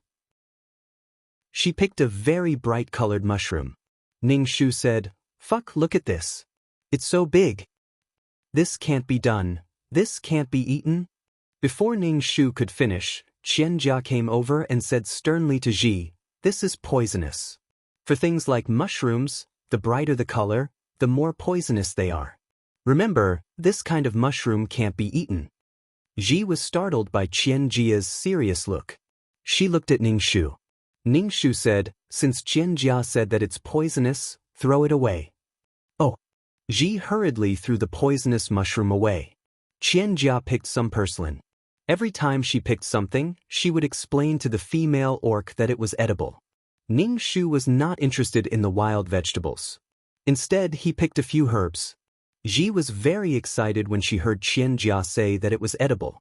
When Ji saw that there were only some herbs in Ning Shu's basket, she quickly said, "Fuck, why do you only have so little? I'll share it with you." "No, I have herbs. Take them back and dry them. Light them in the cave. They can drive away mosquitoes," Ning Shu said. Even if she brought these ingredients back, she couldn't cook them. She didn't know how to cook, and now she didn't even have the tools to cook. Ning Shu was not interested in these things. "Okay, I'll help you pick the herbs." Ji had a bright smile on her face. Her face was sweaty, and she smiled brightly. Ning Shu saw that. It was just a trip, but they were so happy. Perhaps these female orcs had discovered their value, so they were so happy. The atmosphere in the team was very warm. The baskets of the female orcs were filled with all kinds of edible things, including wild vegetables, and even spices like pepper and ginger. The male orcs protected the female orcs and helped them carry the baskets. Ning Shu held a wooden stick in his hand and pushed aside the thorns to look for herbs. Fortunately, he found some basic and practical herbs, some herbs that could cure colds, and some herbs that could treat wounds and stop bleeding. If one was injured, they could directly chew the herbs and apply them to the wound to stop bleeding quickly. Ning Shu's basket was the one with the least things in the team, and Ji's basket was full. As long as she heard that it was edible, Ji would stuff it into the basket. Her basket was full, and she also stuffed it into Ning Shu's basket. Ning Shu was speechless. "You don't even know what to do with these things when you bring them back. Why did you bring so many of them?" Chica, who was walking in front, cried out in pain. Then she fell down and rolled on the sand, eating a mouthful of mud. Hearing Qianjia's voice, all the male orcs threw away the baskets in their hands and swarmed toward Qianjia. Even many female orcs ran over to help Qianjia out of concern. Ji was a little slow to watch the orcs swarm in chaos. Ning Shu saw a small snake coiled around her feet, sticking out its tongue and opening its mouth to bite her calf.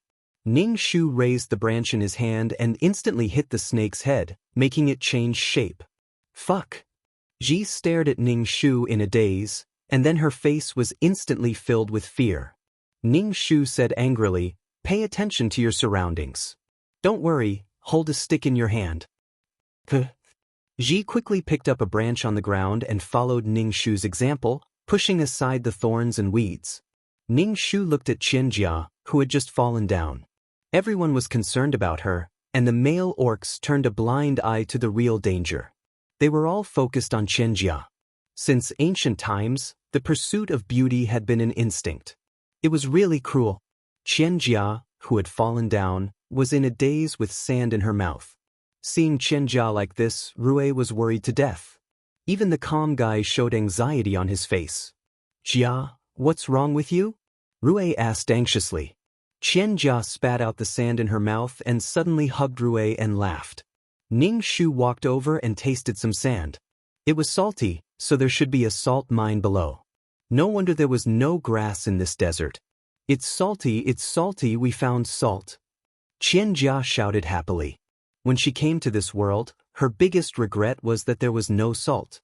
Without salt, the food she made was really tasteless. Now they had found a salt mine. Chapter 3:35. Qian Jia was so happy that she jumped up and down. Rui looked at her and was even more worried. However, in order to avoid any mistakes, Qian Jia said to Rui, "Can you dig into the sand? The deeper the better. See if there is a salt mine inside." Guy was the first to transform into a tiger and began to dig into the sand with his claws. The other male beastmen also transformed into tigers and began to dig into the sand. "What are they doing?" Ji asked Ning Shu in a daze. Her eyes were filled with confusion. Sure enough, the female lead was very lucky. She only fell down and found a salt mine. This sand had existed for a long time, but only the female lead had found a salt mine.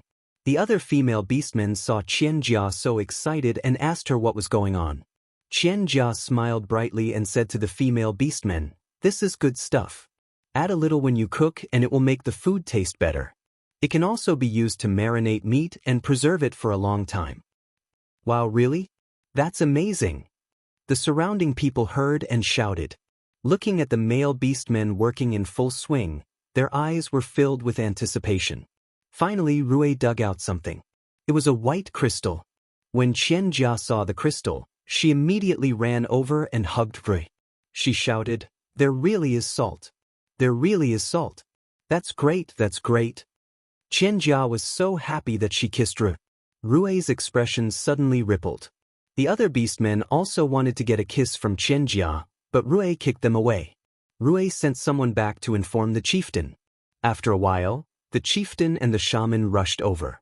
Seeing the white crystal, the chieftain's face was filled with excitement. "Our winged tiger tribe also has a bitter crystal. Because the taste of salt was bitter and salty, it was called bitter crystal." The chieftain's eyes were filled with tears. Their tribe didn't have this kind of thing. Even if they went to other tribes to exchange, they wouldn't do it. Now that they found a bitter crystal mine, the chieftain was so happy that he cried. "Dad, Jia found it." Rui quickly said to his dad. He wanted to take credit for Qian Jia. Good, good. The chieftain said with a smile. "Patriarch, this isn't bitter crystal. This is salt." Qian Jia emphasized. "What kind of name was bitter crystal?" "All right, you're the one who found this thing. You can name it however you want." The leader was very kind to Qian Jia.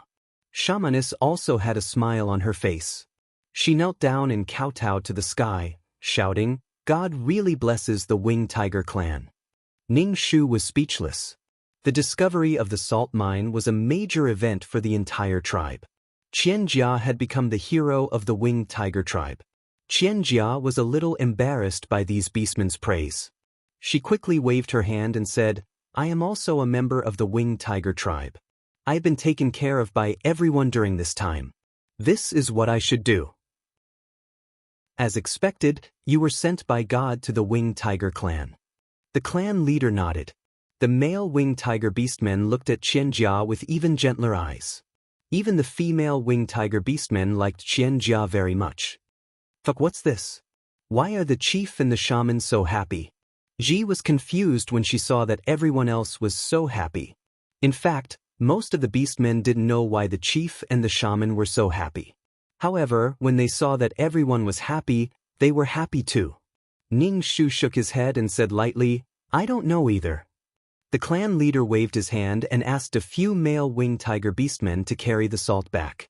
Then he covered the exposed salt mine with sand and told everyone, "This is the lifeblood of the winged tiger clan. You must not tell anyone." When everyone saw the clan leader's serious expression, they all said that they wouldn't tell anyone about the salt mine. Ning Shu looked at the salt and asked Qian Jia, "Is this thing poisonous?" "How can it be poisonous?" Ru looked at Ning Shu unhappily. "Fuck, don't talk nonsense," Guy reminded Ning Shu. "Yeah, the chief said it's good stuff. How can it be poisonous?" The other male winged tiger beastmen said. Ning Shu was speechless. Fuck, did I say something disgraceful? Why was she being attacked by a group of people? This was the difference between a beautiful woman and an ugly woman. Ning Shu felt that he had become the villain, and he was deliberately looking for trouble. Fuck, I was just asking. Why are you so mean to her? Ji stood up for Ning Shu. However, with so many people watching, her voice was trembling. Ning Shu's heart warmed. He shrugged and said, I was just asking. After all, I've never seen this kind of thing before. Can't I ask? The atmosphere suddenly became a little unpleasant. Ning Shu took her wicker basket, pulled the branch, and turned to leave. At this time, Qianjia patted her head and said, Fuck, you reminded me that this kind of salt can't be eaten. There are some impurities in it and it also contains sulfur. It's harmful to the body. You have to boil it again before eating it. Qianjia caught up with Ning Shu and said with a smile, Fuck, thank you for reminding me. Ning Shu said with a fake smile, I don't care. Seeing Ning Shu like this, Qianjia asked, Are you angry? Jia? Fuck isn't angry. Guy came over to comfort Qianjia. Ning Shu was speechless. You are all great heroes of the winged tiger tribe, the chief said with a smile. Everyone returned to the tribe. The female beastmen had a lot of things in their baskets. However, when they came back, these female beastmen realized that they didn't know how to cook at all. They stared blankly at the pile of materials. Qianjia waved her hand and said, We found a salt mine today. This is something to be happy about. Tonight, I'll let everyone have a taste of the dishes with salt. Okay. Qianjia's suggestion received the approval of all the beastmen. The main reason was that after eating Qianjia's food, they couldn't eat the meat they roasted anymore. Rui said to Qianjia helplessly and proudly, Won't this be too tiring? I don't want you to suffer too much. Qianjia smiled and said, There are so many people here. With so many people helping, I won't tire myself out. This was the first time in the history of the tribe that it was so lively and quiet. The children and adults gathered together, and it was a lively scene. Every beastman had a smile on their faces. They sniffed and looked at the dishes in the stone pot. The cubs were playing with each other, and the little female beastman was watching the adults busying themselves. Her eyes were full of curiosity and questions. Ning Shu didn't know how to cook, so he helped wash the vegetables and prepare the chopsticks. Everyone was busy talking. Ning Shu sat alone on the side, grinding a stick and chopsticks on a stone. His face was calm and indifferent. Gage didn't like this scene. Fuck, how many chopsticks did you get? Ji walked over and asked Ning Shu. They're all here. Ning Shu handed a bundle of chopsticks to Ji. Ji looked at Ning Shu's indifferent expression and asked, Fuck, are you still angry? Chapter 336. Ji looked at Ning Shu and said, I don't think you like Jia. Really? Ning Shu raised his eyebrows. He didn't have a bad impression of her, but he didn't have a good impression of her either. However, Ning Shu found it funny to see an ordinary girl go to another world and become a unique and brilliant woman. She was even a goddess sent by the gods. Ji sat beside Ning Shu with chopsticks. Ning Shu said, Everyone in the tribe likes Qianjia now. I know you're angry because of Guy, but Jia is Rui's partner. It seemed that not everyone was blind. At least, Ji had seen through the problem. It should be said that most of the male winged tigers liked Qianjia now, excluding the old ones. It could be said that all the young males had a good impression of Qianjia. Her halo was so strong that Ning Shu didn't dare to look directly at her. It's okay. I'm not angry. Ning Shu shook his head. She was here to do a mission, not to be jealous. It was just that she had been through several worlds, and sometimes she didn't like Qianjia's behavior. Maybe it was because she knew Qianjia's background, so sometimes she felt very strange. Why did she become so powerful after transmigrating? The meal was ready in the afternoon. There were several stone tables full of stone bowls, and in the stone bowls were food that they had never seen before. Ning Shu looked at the dishes. Most of them were home-cooked dishes. Qianjia must have put in a lot of effort to make them. After all, it was not easy to make such food under such harsh conditions. Everyone, if it's not good, don't say it. I'll be sad, Qianjia said with a smile. The chieftain laughed. I'm afraid it's not enough. Why would I say it's not good? Hey, I'm the chieftain. I haven't eaten yet, but you guys are eating first. Everyone joined the fight for food. Rui pulled Qianjia to his side and said gently, You eat too. You're really tired today. Qianjia smiled. Seeing these beastmen rushing to eat her food, Qianjia couldn't help but feel proud. It felt good to be valued. Ning Shu noticed from the corner of his eyes that Guy, who was beside him, was looking at Qianjia from time to time. His expression was very complicated. It was melancholy, gentle, and tangled. Ning Shu felt constipated. Ji had fallen in love with the spicy fish in hot chili oil. It was Qianjia who had found the chili.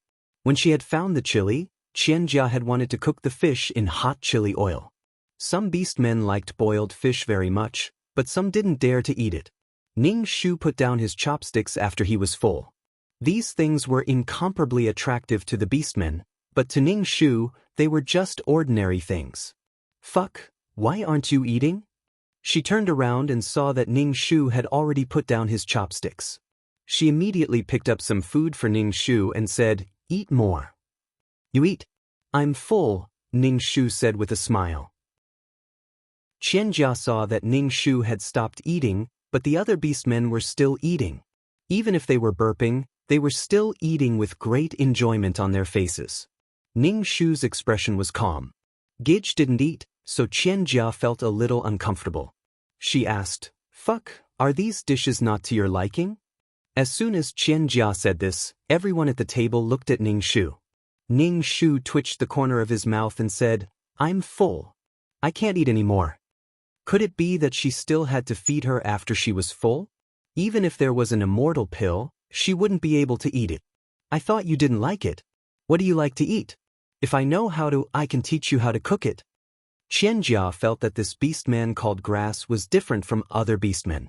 Qianjia felt that Grass didn't like her, but the entire winged tiger tribe was very good to her. Why would Grass be hostile to her? Ning Shu didn't know why Qianjia insisted on talking to him. He said perfunctorily, I like to eat all these. I've never eaten such delicious food. Qianjia's eyes flashed with satisfaction. She smiled at Ning Shu and said, Fuck, I like you very much. Let's keep in touch more in the future. Although Chica was smiling at Ning Shu, that bright and beautiful smile made Guy, who was standing beside Ning Shu, very fascinated. It was as if the smile was directed at him. Her shallow dimples showed off her white teeth. The sun shone on her face, creating a pure white halo, which made Guy's heart pound. Ning Shu said, I like you very much too. Let's keep in touch more. This was the hypocrisy of modern people. They didn't like each other, but they said that they liked each other. They ate until the moon was high in the sky. Ning Shu and Ji returned to their cave. Ji was holding a stone bowl with some moist crystal salt in it. Jia gave this to us. It's enough for us to eat for a long time. Jia said that it's delicious to put some on the meat when we barbecue, Ning Shu said. Ning Shu looked at the sky. There were already 3 moons. According to Ji, there were 10 moons in the sky when winter came. There was only hot summer and cold winter in this world. In the memory of the original owner, winter was the most difficult. It was cold and it snowed for the whole winter. There was no food. In winter, many female beastmen in the tribe died. Ning Shu felt that it was necessary to prepare in advance. Looking at the 3 big moons, Ning Shu felt that God's aesthetic was really abnormal. 2 suns and 10 moons. Ji, save the salt. It will be very useful in the future, Ning Shu said to Ji. After returning to the cave, Ning Shu took out the herbs in the basket and put them at the entrance of the cave where there was ventilation. In the future, he would go out to find more herbs, especially those to cure colds. If possible, Ning Shu also wanted to go hunting and marinate the meat to survive the winter. However, it was not easy for female beastmen to go out of the tribe. In the whole tribe, only Qianjia could go out at any time, and she was escorted and protected. Goddesses were different after all. Even in a primitive society, classes still existed. But he had to improve his strength first. Ning Shu ate a spiritual marrow crystal the size of a little finger. Suddenly, A horrible wave of Reiki swept over and was absorbed by the weak qi in his dantian. After absorbing the Reiki, his qi became stronger. Ning Shu clenched his fist and felt that his hand was stronger. With strength, Ning Shu's heart was more at ease. At least, he had the ability to protect himself. Ning Shu did not believe in beauty and charm. He only believed in strength. Only strength could protect himself and make him invincible. Maybe it was because Ning Shu and Qian Jia did not have a good relationship last time. Qian Jia took the female beastmen out to find things and did not bring Ning Shu anymore. Ning Shu knew that Qian Jia was upset. His attitude probably made Qian Jia unhappy. He wanted to go out to find herbs, but now he could not even go out of the tribe. Chapter 337. Qian Jia no longer took Ning Shu with her, but she would take Ji with her. Every time Ji came back, she would give Ning Shu a lot of things, such as wild grapes and other fruits. Now, the female orcs in the tribe liked to go out with Qian Jia. Every time they went out, there would be a lot of gains, so the female orcs were very keen to go out. Ji even explained to Ning Shu, Jia said that every time she goes out, it's a rotation. Next time, she will take you with her. Ning Shu didn't care much. Although it was a rotation, there was always Ji. Ning Shu even felt that Qian Jia was trying to sow discord between him and Ji. However, Ning Shu would not quarrel with Ji, who was close to him, because of Qian Jia.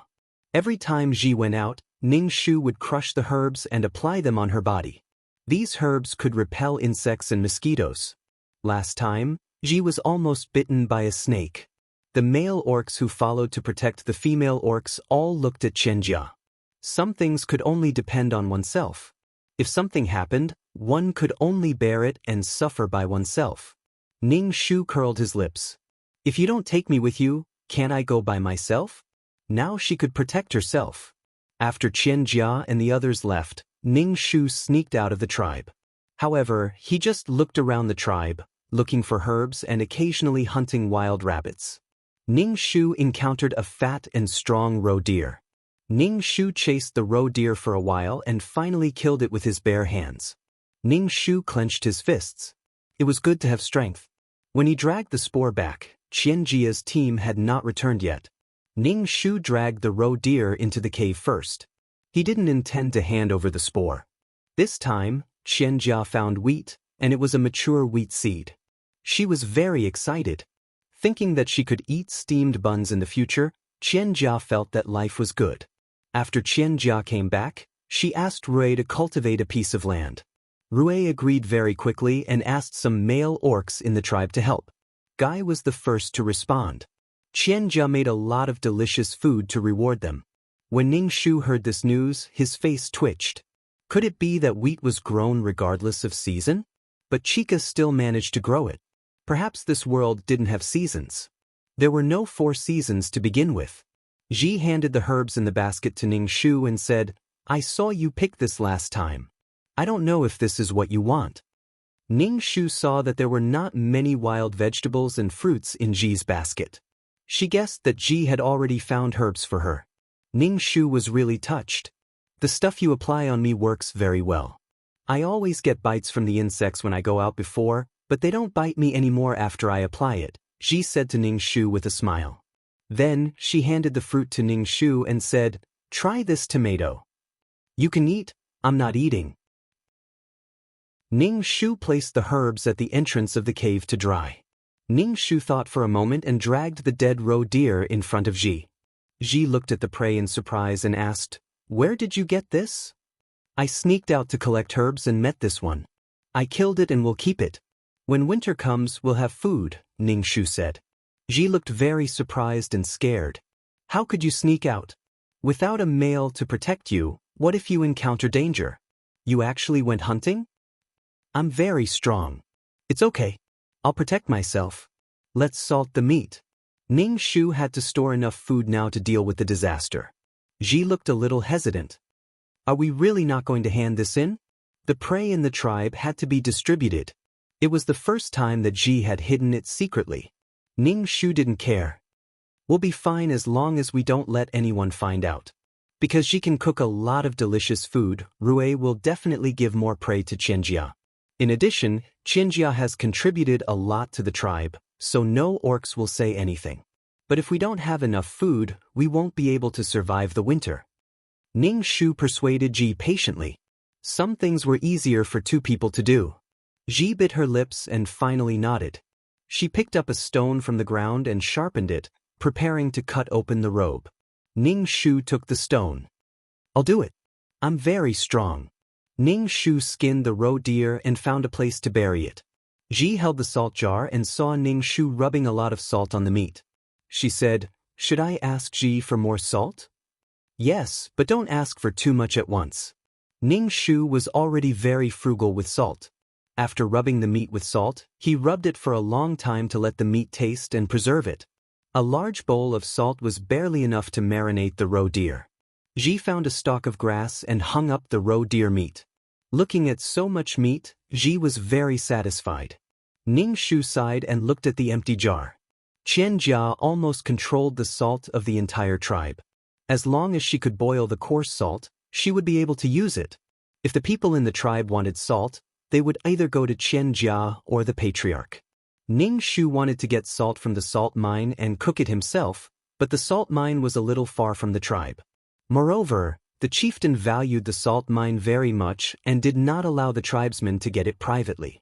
Only Qianjia could get salt from the salt mine and cook it at will. Now Qianjia's status in the winged tiger tribe was infinitely high. The key was that the whole tribe liked her, except for Ning Shu. Ning Shu stayed in his cave when he had nothing to do. He was either practicing martial arts or collecting herbs. He was busy with his own things, and it felt like he did not talk to Qianjia at all. Ji asked Qianjia for salt every few days, but Qianjia did not give her much each time. After a few times, Qianjia was a little confused and asked Ji, "Why did you use up your salt so quickly?" Ji said embarrassedly, "I like salt. The barbecued meat is very delicious." Qianjia did not know whether to laugh or cry. She gave Ji a stone bowl of salt and said, "You can't eat too much salt. It's not good for your health. By the way, why didn't Chow take any salt?" "She ate with me. That's why I used up my salt so quickly," Ji said. Qianjia's eyes flashed. She looked at Ji and said, "It's good that Chow Chow has a friend like you, but she has to do some things herself. Let her come and get salt by herself in the future." "Oh." Ji nodded and left with the stone bowl. Qianjia looked at Ji's back and leaned on Rui. She was a little discouraged and said, "Rui, I feel that Chow Chow doesn't like me. Did I do something wrong?" Rui immediately said, "You're the best. No orc can compare to you. Chow Chow is just a female orc. She doesn't like you, but there are plenty of other orcs who like you. It's her loss if she doesn't like you," Rui said as he pinched Qianjia's delicate face. Rui only pinched it gently, but there were red marks on her face. Rui's heart ached. Qianjia smiled and said, "Honey, it's so good to meet you. It's my luck to meet you. Fortunately, I was the one who saved you." Chapter 338. P.S. Today's update is here, and at the same time, I'm trying to get more votes for the 515 Fan Festival. Everyone has 8 votes, and you can even get some coins for voting. Ji brought the salt back from Qianjia. Ning Shu said, "Jia asked you to get the salt yourself. I feel that she's a little unhappy." Ning Shu was turning the bacon over to prevent it from smelling. Hearing Ji's words, he asked, "She's unhappy?" "Yes, she asked you to get the salt yourself. I took the salt too many times and she's unhappy," Ji said to Ning Shu. "I feel that there's something between you and Jia." "What could there be?" Ning Shu said indifferently. Seeing the salt in Ji's hand, he said, "I'll go hunt some prey and marinate it later." Ji nodded. "Why don't you go and find Jia now? I feel that she's unhappy. We'll have to get the salt from her in the future." Ning Shu grabbed a handful of withered grass and wiped the grease on his hands. "I'll go now." Ning Shu arrived in front of Qianjia and Rui's cave. The entrance of Qianjia's cave had been reclaimed and fenced off. Some vegetables were planted inside. There were bright red chili peppers and small tomatoes. Ning Shu guessed that they were wild as they were very small. There was also a grape trellis with small bunches of purple grapes. It was a farmhouse scene. Ning Shu stood at the door and shouted, "Jia." Qian Jia came out of the cave and saw Ning Shu. She was a little surprised and asked with a smile, "Damn, why are you here?" Ning Shu said, "Jia, I want some salt. Ji asked me to come and get it." When Qian Jia heard Ning Shu's words, her eyes flashed with pride and displeasure. She was proud that this cold female orc didn't lower herself to ask for salt from her. She was displeased because she didn't owe this orc anything. Why did she have such a dead face when she wanted something? How could these people take it for granted? Didn't it take her a lot of time to boil the salt? Qian Jia was willing to give salt to these beastmen, but it didn't mean that she would be so cold when asking for something from her. She would still give it to them. She didn't owe this female beastman anything. Qian Jia was used to being held on a pedestal, and now she didn't like Ning Shu's attitude. Ning Shu saw that Qian Jia didn't speak, so he asked, "Can I? No more salt?" Qian Jia smiled, revealing 2 dimples, and said, "Aren't you with Ji? I've already taken the salt branch back. Come back next time after you finish eating." Ning Shu frowned and stared at Qian Jia. Ji had told her to come over and ask for salt from Qian Jia, but Qian Jia had refused. Why did Qian Jia give Ji the wrong impression that she was angry and ask her to come over? Ning Shu looked at Qian Jia, who was standing on the steps at the entrance of the cave. She was looking down at him condescendingly, appearing high and mighty. Ning Shu instantly understood what Qian Jia meant. She just wanted to humiliate her and sow discord between her and Ji. Just think about it. Ji had asked her to come here, but Qian Jia didn't intend to give her any salt. Qian Jia probably had a problem with Ji. Ning Shu felt that it was strange, so he said indifferently, "Since you don't have any, then forget it. I'm leaving." Ning Shu turned around and left without hesitation. She was afraid that she wouldn't come here to ask for salt in the future. It seemed that she really had to go to the salt mine to steal salt. She didn't have any sense of belonging to this tribe. She felt that now the Winged Tiger tribe had become Qian Jia's territory. Qian Jia saw Ning Shu leave without hesitation and felt offended. She felt that this female beastman was really annoying. She called out to Ning Shu, "Fuck, wait a minute." Ning Shu turned his head and looked at her. Qian Jia suddenly didn't know what to say when Ning Shu's cold eyes stared at her. "Well, we're going out of the tribe to look for something tomorrow. This time it's full. I'll take you out next time," Qian Jia said. Now, all the female beastmen in the tribe liked to go out with her. Every time they fought for the quota, they would break their heads. Ning Shu sneered and said unceremoniously, "Jia, don't you think you're making people uncomfortable? If you don't want to take me, I won't go. Why are you saying this to me? Do you want me to beg you to take me?"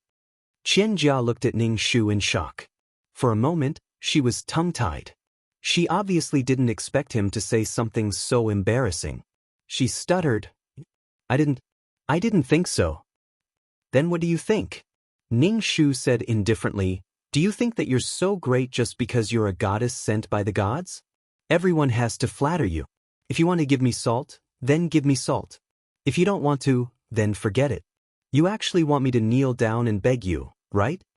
"I didn't." Qian Jia was so angry that her body was trembling. Ever since she came to this world, Qian Jia had never hated anyone so much. She felt that the other party had cut open her heart. Some of her thoughts were exposed under the sun. She was embarrassed and stunned. Now, Qian Jia was glad that she came to this world. Although there were no planes, cars, computers, cell phones, or anything else in this world, she was unique. In this world, she was the only one who looked good. Here, she felt that she was needed, loved, and valued. She was no longer the ordinary girl she used to be. Here, she could casually do something that would bring her praise. Praise made people happy, so she was very dissatisfied with the attitude of this female beastman called Grass. She changed the entire tribe, but this female beastman treated her like this. "Grass, I don't know what I did to offend you. I know you've never liked me. Tell me, what did I do to make you uncomfortable?" Qian Jia was so angry that she was about to cry. She had never been treated like this since she came to this world. Ning Shu retorted sarcastically, "What did I do to offend you? Why do you dislike me so much? Ji is an innocent female. You want to sow discord between Ji and me? Are you still a pure goddess? Won't the gods blame you for this? When did I sow discord between you and Ji? Don't slander me. Qianjia couldn't help but raise her voice. What does it have to do with you whether I'm a goddess or not? Qianjia clearly knew that she was not a goddess, but an ordinary person who had transmigrated from another world to this place. She was also baffled to be called a goddess, but she absolutely would not allow the other party to insult her like this. On this side, Ningshu and Qianjia's quarrel was very loud. Rui came out of the cave, and many beastmen gathered around. What's going on? Rui saw the angry look on his little female's face. He had never seen Qianjia like this. Tears were rolling on her long eyelashes, and it was very distressing to see her like this. Qianjia pursed her lips and shook her head, not saying anything. Everyone looked at Ningshu. They looked at Ningshu with condemnation in their eyes. Guy reached out and pulled Ningshu, saying, "Stop it. Qianjia just came to the tribe not long ago. You shouldn't quarrel with her." Ningshu shook off Guy's hand, frowned, and said coldly, "Why are you pulling me?" Chapter 339. P.S. Here's today's update, and at the same time, let's get some votes for Chidian's 5/15 Fan Festival. Everyone has 8 votes, and you can even get some coins for voting. Guy didn't expect to be thrown off by a female and was almost slapped in the face. Guy's expression was a little ugly. He glanced at Qianjia, who was about to cry, and said to Ningshu in a low voice, "Don't make a fuss, come with me. If there's anything, we can talk about it at the side." Ningshu glanced at him. "What does it have to do with you?" Ningshu really couldn't stand Qianjia's appearance now. She might as well shed all pretense of cordiality and cut off all contact with her. After all, she wouldn't need to rely on Qianjia to live her life. Qianjia was going to become a queen in the future, and whatever kind of life she had to lead had nothing to do with her. She didn't need to curry favor with Qianjia at all. Even if she was chased out of the tribe, Ningshu felt that she could survive. The guy's expression was very ugly, especially in front of Qianjia. "What's going on?" Rui stared sharply at Ningshu. "Jia, what's wrong with you? If we don't clear things up today, we can only clear things up with the tribe leader and the shaman." Ningshu pursed her lips and said, "What's there to talk about? Isn't it just a quarrel between females? Are you going to interfere?"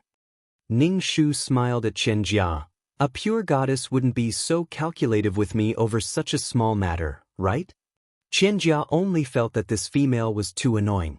She even used the term goddess, as if she would be unworthy of the title if she was calculative. Qianjia only felt a wave of depression rushing towards her heart. She was actually put on the spot by a primitive person. "I won't be calculative. I didn't give you any salt this time because there's no more salt at home," Qianjia said coldly. When Rui heard Qianjia say that there was no more salt, she was stunned for a moment before continuing, "Yes, there's no more salt. You only know how to ask for salt, but you don't know how hard it is for Jia to boil the salt. She has to keep stirring it, and her hands are swollen. You're angry at Jia because you didn't get any salt, aren't you going too far?" Rui's tiger eyes stared at Ningshu. A powerful aura erupted from his body, making him look like he was filled with power. "Ha!" Ningshu looked around and saw that the male orcs were all dissatisfied with him. He felt very bored. It was impossible to reason with these people. Qianjia was the only one in their hearts. Qianjia was the best, and anyone who went against her was a bad person. You know what happened. Ningshu pointed at Qianjia and then at himself. "I know." Ningshu turned around and left. "Jia, don't be too sad. I'll go find Chao and ask him." Guy said to Qianjia and then hurriedly chased after Ningshu. "Fuck, wait a moment." Guy stretched out his arm and pulled Ningshu back. His tiger eyes were filled with embarrassment and displeasure. "Fuck, you're making trouble with Jia and making everyone unhappy. Jia has done so much for the tribe and made everyone's lives better. Can't you just bear with it for a while?" "Why should he bear with it?" Ningshu rolled his eyes at Guy. "Who are you? I'm very familiar with you. Get out of my way." Guy was clearly annoyed by Ningshu's shameless behavior. Disgust flashed in his eyes, but he still said, I promised your father that I would treat you well. Treat me well? Ning Shu poked Guy's chest with her finger. She used a lot of force. Guy groaned, but he didn't dodge. Ning Shu said coldly, Kai, don't lecture me like you're doing it for my own good. My father lost his life to save you. There's no one else in my life. Now you want to step on me to please Jia. Is this how you treat me? Do you think I'm a fool? What does it have to do with me whether she is a goddess or not? Should I kneel down and lick her toes? If you like her feet, go lick them yourself. Ning Shu withdrew her hand and wiped it on her animal skin. Disgusting. Liking someone else's partner. Ning Shu brushed past Guy. Guy's tiger eyes trembled. His bronze skin was a little pale. He froze on the spot and then chased after Ning Shu. I don't like Jia. I just admire her. She's a goddess and Rue's partner. I've never thought of liking her. Don't go around spreading rumors. Ning Shu was full of disgust for Guy. Even primitive people were so shy. Ning Shu rolled his eyes and left. Men were like this no matter what world they were in. It was simply disgusting. Especially men under the Mary Sue halo. They were even more unsightly. It was as if they had Chinibu cancer. The female lead was everything in their lives. Just looking at her was enough to make them lose their appetite. Ning Shu pointed at Guy. Don't talk to me when you see me in the future. Otherwise, I'll announce to the whole tribe that you like Rue's partner. You're drooling like a wolf every day. Let's see how you can stay in this tribe. You. Guy's sword-like eyebrows furrowed deeply. His expression was very ugly. There was anger on his face, as well as embarrassment and anger. Fuck, how can you be such a person? Ning Shu. Back in the cave, Ji was weaving a basket. Seeing that Ning Shu's hands were empty, Ji asked, Didn't you take any salt? Don't mention it. I quarreled with Jia. This has nothing to do with you. You can do whatever you want. Ning Shu weighed the basket and said, Ji, weave a bigger basket. I'm going to the salt mine tonight to move salt. Ji's expression changed immediately. She quickly asked, Ji, you're going to the salt mine? Do you know where it is? The chief said that no orcs in the tribe can take salt without permission. If they find out, they'll be kicked out of the tribe. It's better to go at night. It's too dangerous. Ji, what's wrong with you? Ji looked at Ning Shu worriedly. Ning Shu took a wooden stick that was as thick as a child's fist and sharpened it on a stone. That way it would be more lethal. Everything is for survival. I've quarreled with the goddess this time. She won't give me any salt in the future. You have to ask her for it. If we don't have enough salt, we can't store food. I'll go get some salt and we'll cook it ourselves. If I'm found out, you can say that you didn't know anything and that I did it. Ning Shu sharpened the stick in his hand. When the stick was sharpened, he mashed some herbs and smeared them on his body. Ji saw that the sky was getting dark. Just looking at it made people scared. She didn't want to let Chao take the risk. She said, Chao, don't go. It's too dangerous at night. We already have so much meat. It's enough for the two of us. If the chief finds out, we'll be punished. This amount of meat is far from enough. Don't worry, I'll be fine. Ning Shu smeared the mosquito-repellent herbs all over his body and carried the basket on his back. The shoulder strap made of old rattan was a little painful. He took the stick out of the cave. Ji watched Ning Shu's figure disappear into the darkness. It was as if he was swallowed by the darkness. Ji felt very uncomfortable. He sat in the cave and waited for Ning Shu anxiously. Chapter 340. P.S. Here's today's update. At the same time, I'm trying to get votes for Chidian's 515 Fan Festival. Everyone has 8 votes, and you can even get some coins for voting. There were 3 moons in the sky, shining brightly on the world. Ning Shu shuttled through the forest with a wooden stick in his hand. Every time he passed by a place, Ning Shu would break some branches to make a mark. There were many nocturnal animals in the forest. Ning Shu encountered a bat the size of a millstone. Its entire body was black and ferocious. When it opened its fleshy wings and pounced on people, it made people feel terrified. Ning Shu held a long wooden stick and used his chi to pierce through the bat. The bat screeched sharply, and its smelly blood splattered on Ning Shu's face. It was so warm that it made people feel nauseous. However, Ning Shu's stab was like poking a hornet's nest. The bats in the surrounding trees all rushed towards Ning Shu. Ning Shu carried the wooden stick and was afraid of running away. If he was chased too tightly, he turned around and hit the bat that wanted to grab him with its claws. After killing a bat, the other bats surrounded the dead bat and seemed to be tearing its flesh. After running for a long time, Ning Shu stopped to catch his breath. His shoulder was a little sore from the rattan straps. Right now, it was only an empty basket. If he carried the salt, his shoulder would hurt even more. Ning Shu didn't know how long he had walked, but he still hadn't found the salt mine.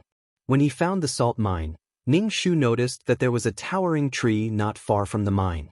It was very big, and the crown of the tree was so big that it covered the sky. When he returned to the tribe, Ning Shu mainly memorized some special plants, thinking that he might come to the salt mine. Sure enough, it was better to fly in the sky. His field of vision was wider, and he could see the big uncle at a glance. Now that he was slowly touching it, he didn't know how long it would take. Looking up at the sky, the 3 moons' light had dimmed a little. It was probably dawn. At that time, it would be very dark, and he didn't know how to go back. Ning Shu was so anxious that he was sweating, but he finally found a salt mine. He put down the basket and dug the sand with his bare hands. The primitive society without tools was really miserable. At least males had powerful claws after they transformed, but now she could only use her own hands. Ning Shu circulated his qi, took a deep breath, and began to dig with all his might.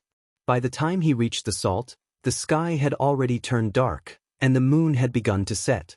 Without the illumination of the moon, it would be much more difficult to return. Ning Shu placed a large piece of salt in the basket, carried the basket, and began to run. Her shoulder was burning with pain, and she could feel the coarse vines wrapping around her flesh. The journey back was much smoother. With the markings they made before, by the time they reached the tribe, the sky was so dark that they couldn't even see their fingers in front of them. There was a flickering fire at the entrance of the cave. Ning Shu walked into the cave. In the cave, Ji was still awake and was using a branch to stir the fire. "You're back." Ji hurriedly threw away the branch in his hand and let out a long breath. His face relaxed a little, and he reached out to take the basket from Ning Shu's back. "Gently, gently, my shoulder hurts." Ning Shu gasped in pain. After putting down the basket, Ning Shu peeled off the animal's skin and saw that his shoulder was bleeding. He chewed 2 handfuls of herbs and applied it on it. Ji looked at Ning Shu and said angrily, "I asked you to get salt from Jia, but you fell out with her. Now you're suffering. Can't you just coax her? You're too dangerous." "I can't. We need a lot of salt, and we can't take it all from her. If we take too much, it will arouse suspicion. We're hiding prey now, and if we're discovered, we'll hand it over." Ning Shu smashed the salt with a stone and put it in the stone pot. Ning Shu had an idea, but it required a lot of food to survive the extremely cold winter. After a busy night, Ning Shu was very tired. He lay down on the withered grass and prepared to sleep. "You go back and rest too. We'll boil the salt tomorrow." Ji nodded and went back to the cave next door. Because Ning Shu had a falling out with Qian Jia, the next day, when Ning Shu went out to boil some salt, some beastmen looked at Ning Shu with unkind eyes. However, those unkind eyes were all male beastmen. Some female beastmen came over to ask Ning Shu what was going on. Why did he quarrel with the goddess? Ning Shu just said that it was because of Guy, and he would let Guy take the blame. Some female orcs showed a look of understanding, but they didn't dare to say too much to Ning Shu. After all, Qian Jia was not only a goddess, but she also had a lot of things in her hands. As the saying goes, if you follow the protagonist, you'll get meat. It was a biological instinct to seek advantages and avoid disadvantages. Some female orcs were more concerned about Ning Shu and asked him to talk to the goddess. The goddess wouldn't care about it. There was no benefit in quarreling with the goddess. They also advised Ning Shu that Ning Shu's relationship with Guy's family was better. Guy wouldn't like it. Ning Shu smiled indifferently. Male orcs hunted to survive, but female orcs were weak and couldn't hunt to survive. They could only rely on the males. Subconsciously, they still wanted to please the males so that they could survive. Ning Shu had never thought of pleasing Guy. People who already had someone else in their heart would have a heart of stone. They wouldn't care about what others did. Instead, they would find it troublesome. To this kind of person, it was a slap in the face. Pleasing. However, Ning Shu wasn't sure if he could beat a tiger now. When he was strong enough, he would definitely learn from Wu Song and beat a tiger. Facing these concerns, Ning Shu smiled bitterly and said, "Guy won't become my partner. He won't like me. He only knows how to scold me and blame me for offending the goddess." The female orcs looked at each other but didn't say anything. They just comforted Ning Shu and said that he would become Guy's partner. At the same time, they understood Ning Shu's pain of not caring about such an excellent partner. No wonder this insensible female had quarreled with the goddess. Ning Shu curled her lips. She couldn't be bothered with these trivial matters. She had a lot of things to do. She felt that the orcs now were a little greedy, especially the male orcs. In the past, the heavy responsibility of hunting was placed on them. The burden of the entire tribe's survival was placed on them. Now, because of Qianjia, they found a lot of food which greatly reduced their burden. Now, they were either thinking about Qianjia or thinking about love and hate all day long. When Qianjia called them, they would run over. Because of a lot of salt, Ning Shu didn't have to worry about hunting. In the past, when he encountered stronger prey with more meat, he didn't dare to hunt. He was afraid that there wouldn't be enough salt and the meat would go bad if he dragged it back. Now, he had no scruples. Every time Ning Shu dragged the prey back, Ji would think that the prey was dead and that Chao would pick it up just like that. Now, Ji and Ning Shu cooperated seamlessly. The ventilation of the two holes was full of bacon. Looking at the bacon, Ji was very satisfied. "I've never seen so much meat. Should we continue?" Ning Shu nodded. Of course, the more the better. There would never be enough food. Chapter 341. P.S. Here's today's update, and at the same time, I'm trying to get more votes for Chidian's 515 Fan Festival. Everyone has 8 votes, and you can even get some coins for voting. However, with so much meat hanging in the cave, they would eventually be discovered. Ning Shu wanted to store more meat before winter came.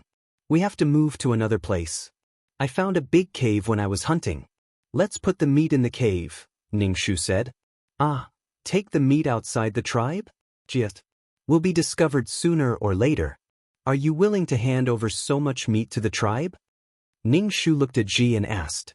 Ji's heart suddenly ached, and her face became distorted. She immediately said, "Okay." Ning Shu and Ji started to work. They put the dried bacon into a basket and prepared to send it to the big cave at night. However, Ji had never left the tribe at night. There were always rustling sounds in the forest, and the shrill sounds of strange birds, which made their hair stand on end. Ji, who was standing beside Ning Shu, was trembling. "It's okay. I'm here." Ning Shu's voice was very calm, and Ji's heart calmed down a little. Ning Shu saw that she was walking slowly, so he moved some bacon from her basket to his own basket. Ning Shu found the big cave when he was chasing a wild boar. It was very big, and there was a water source in the cave. It would be a very good shelter. Ji put down the basket, looked around, and felt that the cave was really big. Ning Shu first poked the soil with a sharp stick, then began to dig the soil with sharp stones, preparing to dig a big hole. "Damn, what are you doing?" Ji asked with some confusion.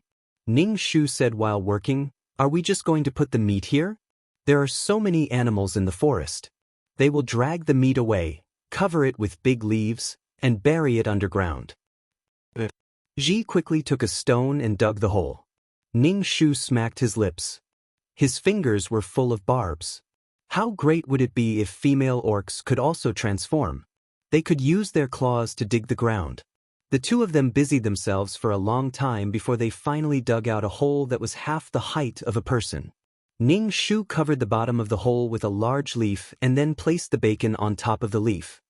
"Ji, I'll go back and bring the cured meat here." "You stay here," Ning Shu said to Ji. Ji's voice trembled. "Fuck, I'm scared." "Don't be afraid, I'll be back soon." Ning Shu picked up the sharp wooden stick from the ground and stuffed it into Gigi's hand. Don't be afraid. Stay strong. I'll be back soon. Ning Shu took the 2 baskets and ran out of the cave quickly. Using his qi, he shuttled through the forest under the moonlight. After returning to the cave, he placed the cured meat in the basket and quickly returned to the cave. In the cave, Ji held the wooden stick tightly. When she saw Ning Shu, she sighed in relief and helped to place the cured meat in the hole. After going back and forth several times, Ning Shu finally moved the cured meat from the cave to the cave. The rest of the cured meat was just cured. He covered the cured meat with a large leaf and then buried it with soil. Ning Shu and Ji picked at the top of the leaf and covered it tightly. After this was done, Ning Shu's heart was finally relieved. It could be considered as the first batch of supplies. He brought Ji back to the tribe. The days passed by unhurriedly. Ning Shu was in a hurry every day. If she wasn't cultivating, she would be hunting. When the wheat planted by Qian Jia was ripe, she invited the whole tribe to eat noodles. Although they didn't know how she ground the flour, Qian Jia was omnipotent. Everyone was invited. Qian Jia seemed to have forgotten about Ning Shu. The others didn't mention it either. After all, on such a festive day, it wouldn't be good if Chao didn't know how to behave. Ji was also invited. Seeing that Ning Shu didn't go, she didn't go either. Ning Shu couldn't help but smile when he saw Ji staying by his side. He pushed her away and asked her to go to the banquet. What's wrong with missing a meal of noodles? I'm also a modern person. Qian Jia not only made noodles, but also steamed buns. Although it was a little boring, it was enough to amaze these primitive people. After the meal, the chieftain announced that they would start to plant wheat. Then, tigers were digging in every place in the tribe. Many female orcs began to sow the seeds under Qian Jia's guidance. The whole tribe was in full swing, but it had little to do with Ning Shu. It was probably because of the rumors in the tribe. People in the tribe said that Guy was going to abandon Chao and didn't want to be her partner. Guy came to Ning Shu and asked him to help open up the land for Ning Shu and let her plant some food. Ning Shu refused with a straight face. Guy frowned and said with an unhappy expression, "You can also have a special harvest by planting some wheat. Do you want to wait for a little prey every day? How are you going to survive the winter?" "How I survive is none of your business." Ning Shu didn't want to talk to Guy. Guy was originally kind, but he was very unhappy with Ning Shu's attitude, especially when he saw that she was so lazy. Compared to Qian Jia, Guy was even more dissatisfied with this future partner of his. He was very annoyed. Thinking of becoming Chao's partner, Guy's heart turned cold. Ji also got some seeds and asked Ning Shu if he wanted to plant them. Ning Shu shook his head and let her do it herself. Ning Shu looked up and saw that there were already 5 moons in the sky. Winter was not far away. So he sped up his hunting speed. In a few days he would go to the salt mine to steal salt. Ning Shu's strength was getting stronger and stronger, but he didn't dare to relax at all. With a little more strength, he could save one more abandoned person. Qian Jia also made pottery pots. She made clay pots by kneading mud into the shape of pots and burning them at a high temperature. Qian Jia failed several times and finally succeeded once. After that, her success rate became higher and higher. The corner of Ning Shu's mouth twitched. Why was everything always so simple in her hands? How could making pottery pots be so simple? Qian Jia's pottery pots caused a huge response in the tribe. It was really convenient to have a pottery pot. It could be used to make bowls and vessels to hold water. However, this technology was exclusive. Qian Jia told everyone her method, but the female orcs were not as successful as Qian Jia. Occasionally, there were 2 who succeeded. Ji also got a pottery pot. When Ji went to ask Qian Jia for salt, Qian Jia generously gave her a pottery pot to hold salt. Although there was enough salt now, Ning Shu still asked Ji to ask for salt from Qian Jia. Ji liked the pottery pot very much and showed it to Ning Shu. Ning Shu didn't take it to heart. He had seen porcelain pots that were many times more exquisite than this one. This thing was really not that attractive. Qian Jia knows a lot. First, she discovered the salt mine, then she planted wheat. She knows a lot. She is really a goddess sent by God. Ji praised Qian Jia. After all, these things were true.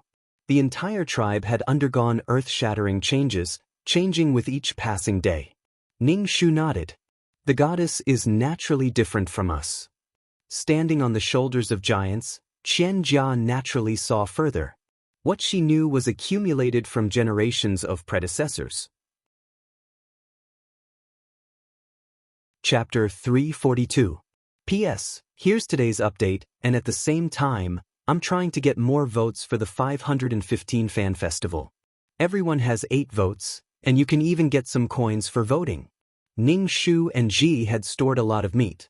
Seeing that there was a lot of cured meat, Ning Shu slowed down his hunting speed and started to grow herbs. In winter, the whole world would be covered with ice and snow. At that time, it would be impossible to find herbs, not even a single weed. He tied up the dried herbs and wrapped them in animal skin. Not long after the pot became hot, Qian Jia started to build a house again. She couldn't stand the humidity in the cave, and the air was not circulating. Qian Jia complained to Ray that people in her hometown lived in houses, and living in a cave would make her a caveman. Although Rui didn't know what a caveman was, he remembered it and said that he wanted to build a house for Qian Jia. Qian Jia was suddenly interested and decided to build a house. She had wanted to live in a cave for a long time, and there were a lot of insects. Qian Jia also knew that this place was made of bricks, so she asked people to collect stones to replace the bricks. Then the whole tribe became busy, looking for stones everywhere. There were all kinds of stones. Qian Jia liked the granite that Guy found because it was very hard. Without cement, she used mud. Qian Jia was very smart and used the mud from the fish pond in the river. This kind of mud had a high viscosity and could replace cement. Under Qian Jia's command, a very simple house was built with a thatched roof. Although it was just a simple house with a door, a window, and a Kong in the room, Qian Jia was very excited and rolled around on the Kong. When the chief saw this, he immediately asked his son to build a house like this for him. Houses became a new thing in the tribe. They had always lived in caves and they didn't expect to live in a place like this. Even Ji went to look at the houses every day. Gradually, there were more and more houses in the tribe. Seeing such houses, people didn't want to live in caves anymore. Ji was very envious. Ning Shu asked, "Damn, should we also build a house?" Boring. Winter is coming soon, and the thatch won't be able to support the weight of the snow. All the snow will crash into the house, Ning Shu said indifferently. Ji didn't say anything, but she didn't say anything about building a house either. Ning Shu told Ji that if the cave was really humid, she could sprinkle burned charcoal or dried grass ashes on the ground. It should be able to absorb moisture. Ning Shu would scatter the ashes in the room every time. Ning Shu felt that the weather was getting colder. When he rested at night, he had to cover himself with animal skins. Winter was coming. The shaman called Ning Shu in front of him and asked Ning Shu if he had a communication stone. Ning Shu had long forgotten about this matter. Ning Shu rolled his eyes and said, "I have no way to communicate with the divine stone." Disappointment flashed through the shamanist's eyes. "It seems that God didn't choose you." "Shaman, did God tell you that Qian Jia is a goddess?" Ning Shu had always been curious about why the shamanist thought that Qian Jia was a goddess. The shamanist's eyes were a little fascinated. "Look at her clothes. Only God can wear such clothes. Did I see God wearing such clothes?" "Huh." Ning Shu was even more confused. Did the shamanist really see what the black shadow looked like? What she saw was really a shadow. It was pitch black and she didn't see anything. Did they see the same thing? "You should go to the trade fair this time. It's good to go out and see the world. Communicate with the divine stone. If you are determined to become a shamanist, you will naturally be able to communicate with the divine stone," Ning Shu said. Then the shamanist coughed. Ning Shu saw that the shamanist seemed to have bronchitis and asked, "What's wrong, shamanist?" "It's an old problem. It's cold." The shamanist waved her hand and said, "Soon, I will probably go to God and become his servant." Ning Shu was speechless. So now the shamanist was anxious to find the next successor. Ning Shu came back from the shamanist and thought about the trade fair. There was always a trade fair before winter. This trade fair traded things that every tribe needed to survive the winter. When Ji heard that Ning Shu could go to the trade fair, she was very envious. There were a lot of things at the trade fair and she could meet the orcs of various tribes. Ning Shu didn't care very much. However, Ning Shu didn't expect that a few days later, her name would be removed and replaced by Ji. Ning Shu narrowed his eyes. Then he heard that Qianjia would also go this time. The female orcs were led by Qianjia. It should be that Qianjia didn't want to take him. Now, Qianjia could do anything she wanted. Ning Shu was removed from the list, so the shamaness couldn't say anything. She just coughed harder and frowned when she looked at Qianjia. The shamaness sighed and said to Ning Shu, "She is a goddess, but I don't know if God sent her to help the orcs or to destroy them. I only hope that God can pity our tribe." Ning Shu's mouth twitched. "You think too much." Of course, as the troublesome female supporting character, Ning Shu went to quarrel with Qianjia again. She demanded an explanation from Qianjia on why she had been kicked out of the competition. She said all kinds of things to put Qianjia on the spot. Before Qianjia could say anything, the surrounding beastmen were already speaking up for Qianjia. Everyone ignored Ning Shu, who had been kicked out of the team. Instead, they comforted Qianjia, who was angered by Ning Shu, while condemning Ning Shu. Ning Shu looked at these orcs' support for Qianjia. He could see that Qianjia's reputation in the Winged Tiger tribe was very high. Those who stood up for Qianjia were all male orcs. The female orcs basically didn't talk much. Perhaps the female orcs were dissatisfied with the goddess who attracted all the male orcs' attention, but they couldn't say it out loud. Ning Shu and Qianjia had a conflict. Many female orcs chose not to help either side. Some even left the scene directly. Ning Shu saw that there was no point in making a scene, so he turned and left. Guy chased after Ning Shu. Ning Shu saw his angry face and guessed that he wanted to teach him a lesson. Without another word, Ning Shu kicked Guy's calf. With Guy's strength, he could naturally dodge it, but Guy didn't expect a female to attack him. He took the kick directly, and it was excruciatingly painful. "I said, I don't want to talk to you. Don't teach me a lesson." Ning Shu turned and left. However, the original owner's father died in order to save Guy. A child without parents was like a blade of grass. If the original owner's father was still alive, would Guy dare to bully her like this? Ji, who got the name, said to Ning Shu uneasily, "I don't know how it became me." Ning Shu smiled at her. "It's good to go out and have a look. You know that she doesn't like me. She'll hate me even if we go out." This time, the Winged Tiger tribe was very much looking forward to it. There were too many good things in their tribe. Clay pots, seeds, various vegetables, and spices. It would definitely shock the other tribes. They felt proud. The Winged Tiger tribe also had good things. Chapter 343. P.S. Here is today's update, and at the same time, I'm trying to get more votes for the 515 Fan Festival. Everyone has 8 votes, and you can even get some coins for voting. When Ji was about to go to the trade fair, Ning Shu went to send her off. Ji brought a lot of things with her, thinking that she could trade something good at the trade fair. When they arrived at the ritual square, Ning Shu and Qianjia looked at each other. Ning Shu rolled his eyes and ignored her. Ning Shu was excited and scared at the same time. He said to Ji, "If you need anything, go to the leader of the orcs. He's old and experienced." Relying on these young male orcs? Ji nodded. Ning Shu said, "Hey, what do you want? I'll bring it for you." "No need." Ning Shu gave Ji a bag of poison and said, "If you're in danger, sprinkle this. Don't smell it yourself." Ji put away the unknown powder and nodded. Qianjia saw Ning Shu rolling his eyes at her and ignoring her. Ning Shu and Ji walked over. "Hey!" Qianjia and Ning Shu shouted. Ning Shu raised his eyes and said, "What? Do you want to quarrel? You know I don't like you now, but you still want to get close to me. You did it on purpose. You deliberately let these male orcs attack me, didn't you?" "Goddess, I was wrong. I won't quarrel with you anymore." Ning Shu rolled his eyes. "Don't let these male orcs attack me. I know all the male orcs here like you.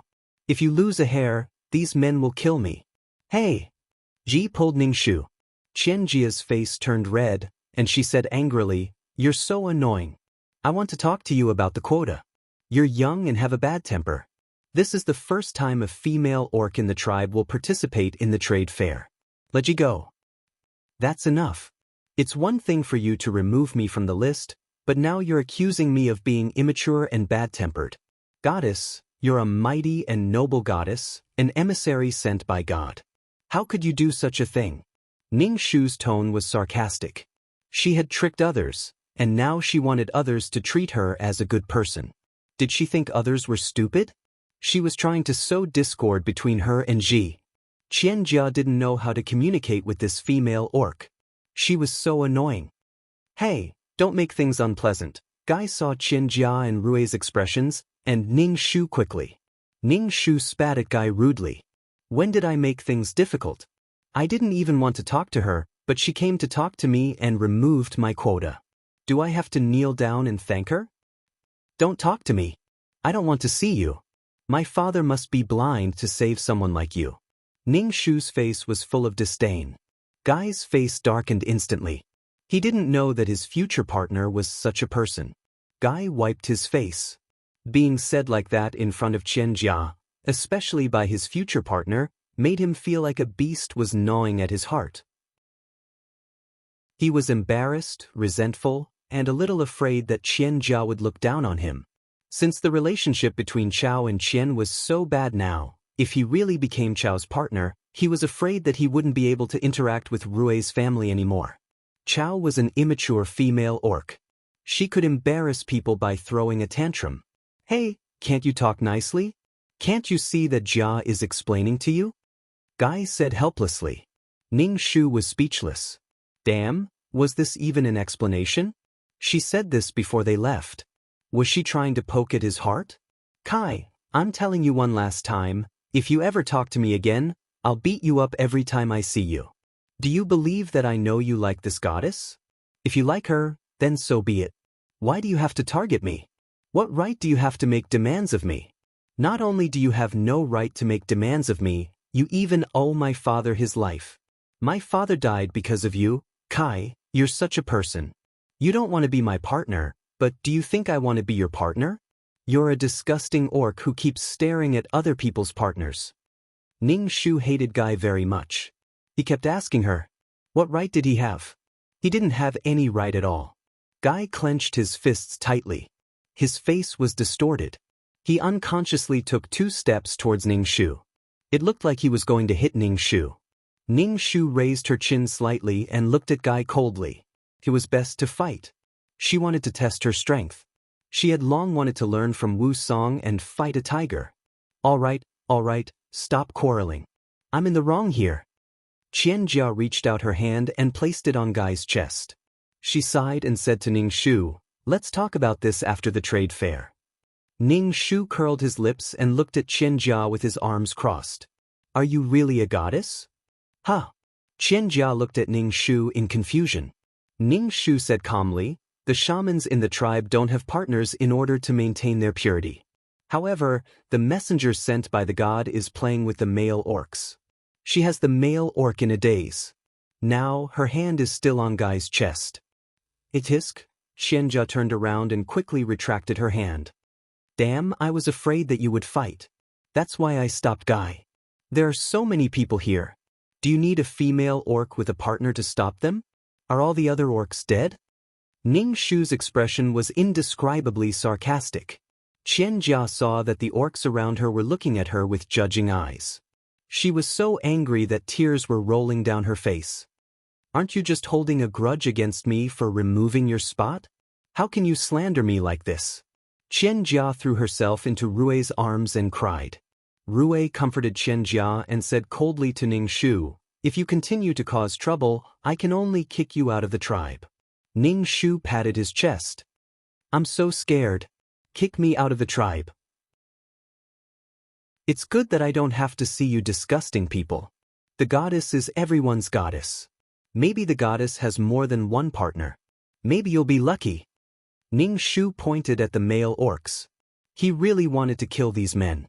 Men were really disgusting. Enough. What do you want? Qianjia, who was buried in Rui's arms, turned around and looked at Ning Shu. Her face was tear-stained, and she looked fresh and charming. She said sarcastically, "Damn, you're slandering me like this because you think I stole your partner. Don't worry, I won't have anything to do with your guy in this life." Guy's face darkened when he heard this. However, he still had to blame Chow Chow for being so unreasonable. Ning Shu covered his mouth and giggled like an old hen that had just laid eggs. He gloated at Guy's misfortune. "See, she doesn't want you in this life. You can't be one of her partners. Right? You have to keep your promise. You're a goddess. If you break your promise, you'll be punished by the gods." Ning Shu said to Qian Jia while giggling. The entire ritual square was filled with Ning Shu's unpleasant laughter. Chapter 344. P.S. Here's today's update, and at the same time, I'm trying to get votes for Chidian's 515 Fan Festival. Everyone has 8 votes, and you can even get some coins for voting. A goddess should act like a goddess. You can't have anything to do with Guy in this lifetime. Ning Shu said to Qian Jia again. Then, he said to the shaman who was covered in feathers, "Shaman, do you think I'm right?" Cough, cough, cough. The shaman coughed as if she was going to cough her lungs out. She didn't answer Ning Shu's words. Qian Jia's face was cold, and she looked very noble and cold. She looked at Ning Shu with disdain and indifference. "Isn't it just because Guy doesn't like you? Do you think Guy will like you just because you're against me? You're just tying him to your side. You can tie him to you, but you can't tie his heart." "Oh, who Guy likes has nothing to do with me." Ning Shu rolled his eyes and walked in front of the shaman. "Shaman, I don't want to be Guy's partner. You see, he only knows how to bully me and pick on me. He's not satisfied with anything I do." Cough, cough, cough. The shaman coughed twice and spat a mouthful of phlegm to the side. Ning Shu was speechless. This old woman just doesn't want to offend the goddess. "Fuck, what do you want? When are you going to stop?" Guy's expression had an uncontrollable rage. First, he was rejected by the person he liked, and now he was humiliated by the grass. She said in front of the shaman that she didn't want to be his partner. Did he want to be Grass's partner? Having such a partner was simply a disaster. However, in front of so many beastmen, he was abandoned by such an annoying female beastman. This made Guy feel extremely humiliated. He didn't even dare to look at the beastman's eyes. The thing he didn't dare to look at the most was Qian Jia's eyes. Guy was extremely disgusted by the annoying grass.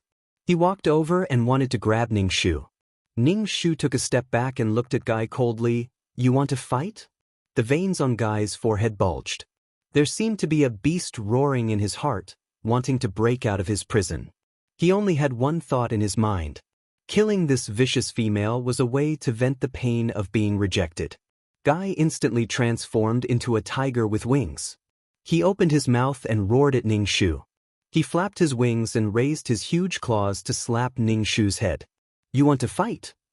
Ning Shu sneered. He clenched his fist and channeled his dantian to meet Guy's claw.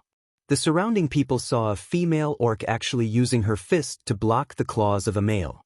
She was simply courting death.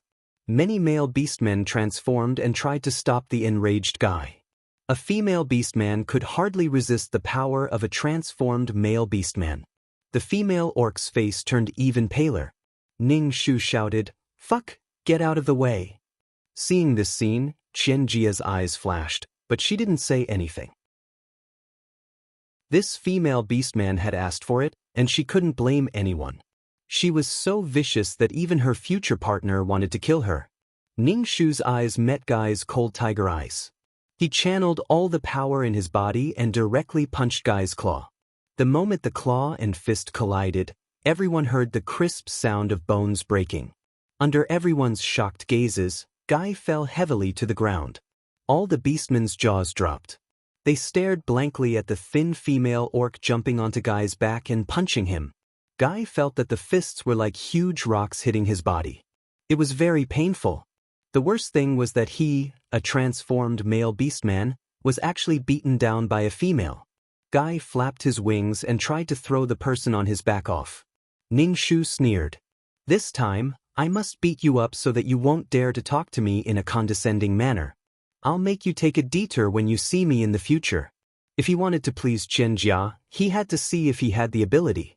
Ning Shu grabbed Gai's wings and concentrated her chi into her dantian. Then she swung Gai like a whip. Every time Gai smashed into the ground, everyone felt the ground tremble. Male beastmen, female beastmen, which? Ning Shu finally slammed Gai to the ground, let go of his wings, and patted his hands. His whole body was free. Cool, really cool. Gai turned into a human.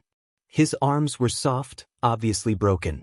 His face and body were purple and blue, and his face was swollen. He looked terrible. Fuck. Ji looked at Ning Shu in a daze. Ning Shu smiled at Ji, then said to the stunned witch, I communicated with the god's stone. This is the power that God gave me. Witch, good. It seems that God really likes you and gave you such power. Witch's face was full of smiles. Since you are the witch chosen by God, you and Gai will naturally not be partners. Witch believed Ning Shu's words without hesitation. Ning Shu's power was beyond her imagination. Besides, no female beastman had such power. It could only be explained by God. Gai was supported by the male beastman, and his expression was gloomy. Chen Jia looked at Ning Shu, who was showing off his female power, and felt very uncomfortable. She said, God gave you such power, but you use it to bully others. Why would God like a witch like you? Ning Shu tilted his head and smiled at Chen Jia. His smile was indifferent. He said lightly, should I be killed by Gai? God gave the male beastman such power so that he could show off in front of the female beastman and kill the unarmed and powerless female beastman? Before he killed me, wouldn't Gai know that I'm a female? If God didn't give me this power and I was killed by Gai, would you blame Gai? Ning Shu looked at Chen Jia with cold eyes, and even disgust. It was not easy for women to survive, but they had to bear the malice of other women. If one day Rue wants to kill you, according to what you said, you should obediently let him kill you. Goddess, you are also a female beastman. You should think from the perspective of a female beastman. Females have no power and are weak, but is that a reason for a male beastman to bully us? You are a goddess. Many people like you. Many people would do anything for you. What reason do you have to blame me? Ning Shu took a step towards Chen Jia. Chen Jia stepped back in fear and bumped into Rue's arms. Chen Jia's face was pale, but she could not find any words to refute Ning Shu.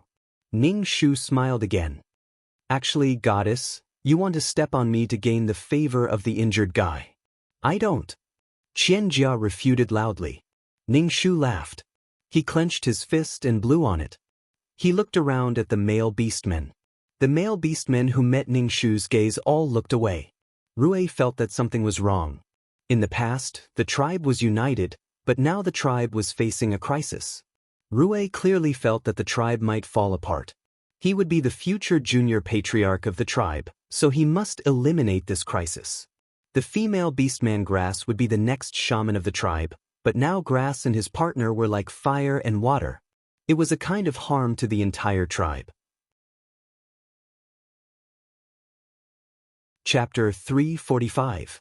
P.S. Here's today's update, and at the same time, here's a vote for Chidian's 5/15 Fan Festival. Everyone has 8 votes, and the votes are free coins. Rue hugged Chen Jia, who was trembling with anger. Her face was pale, and he noticed that the female beastmen around them were looking at Chen Jia unkindly. Rue couldn't understand how such a small matter could cause such a big stir, but Rue didn't want Chen Jia to be sad. Shaman, I don't agree with Cao Cao becoming the next shaman, Rue said to the shaman. The shaman coughed twice and didn't say anything. Ning Shu smiled at Rue and asked, why? I'm the shaman chosen by God. Do you want to deny God? I don't want to deny God, but you really aren't the best candidate for the shaman, Rue pursed his lips and said. The shaman said, Cao Cao was chosen by God, and God gave Cao Cao power that doesn't lose to the male beastmen. Cao Cao must be a shaman, or she will go against God's will. But Rue was speechless. Cao Cao did have power. It was the first time in the entire tribe that a female had power. But she doesn't have a good relationship with Goddess. Goddess is a messenger sent by God. Cao Cao shouldn't hate Jia so much, Rue said. Everyone in the tribe knew that Cao Cao and Jia didn't have a good relationship. Ning Shu covered his mouth again and chuckled like an old hen. He pointed at Qian Jia and said, "Are you sure she's a goddess? A goddess is pure. Is she pure?" Rui frowned and said calmly, "How is Jia not a goddess? How much has Jia done for the winged tiger tribe? How much has she contributed? How much has she sacrificed? She is a goddess." Ning Shu shrugged. "She knows whether she's a goddess or not." "Goddess, tell everyone, why did God send you here?" Qian Jia panicked and said, "Of course it's to change the primitive society." Ning Shu said, "You change your primitive society, and I'll be my shaman. Is there a conflict?" Of course there was a conflict. Qian Jia didn't expect this female beastman to become the next shaman. Witches have a noble status in the tribe. Chica can tolerate others becoming witches, but she can't tolerate this grass who always goes against her. Goddess is an emissary sent down by the gods. Fuck, you're a shaman from now on. You're not allowed to cause trouble. The shaman said sternly. Both of them were chosen by God. Rui, don't even think about changing people. The others might not be able to communicate with the divine stone. The shaman said. Rui frowned and said nothing. What are you doing? Aren't you going to the trade fair? Why are you still here? What are you making a fuss about? The chief of the clan came over. If there's anything, wait until we're back from the trade fair. Rui hummed in agreement. The male orcs turned into tigers, and the female orcs sat on their backs. After a while, they could no longer be seen. Ning Shu thought that with his poison, Ji should be relatively safe. The chief glanced at the injured guy, then looked at Ning Shu and asked, "Did you really communicate with God?" "Of course," Ning Shu said indifferently. The chief laughed and asked, "How did you communicate with God? God actually gave you power." Ning Shu heard the chief's doubt.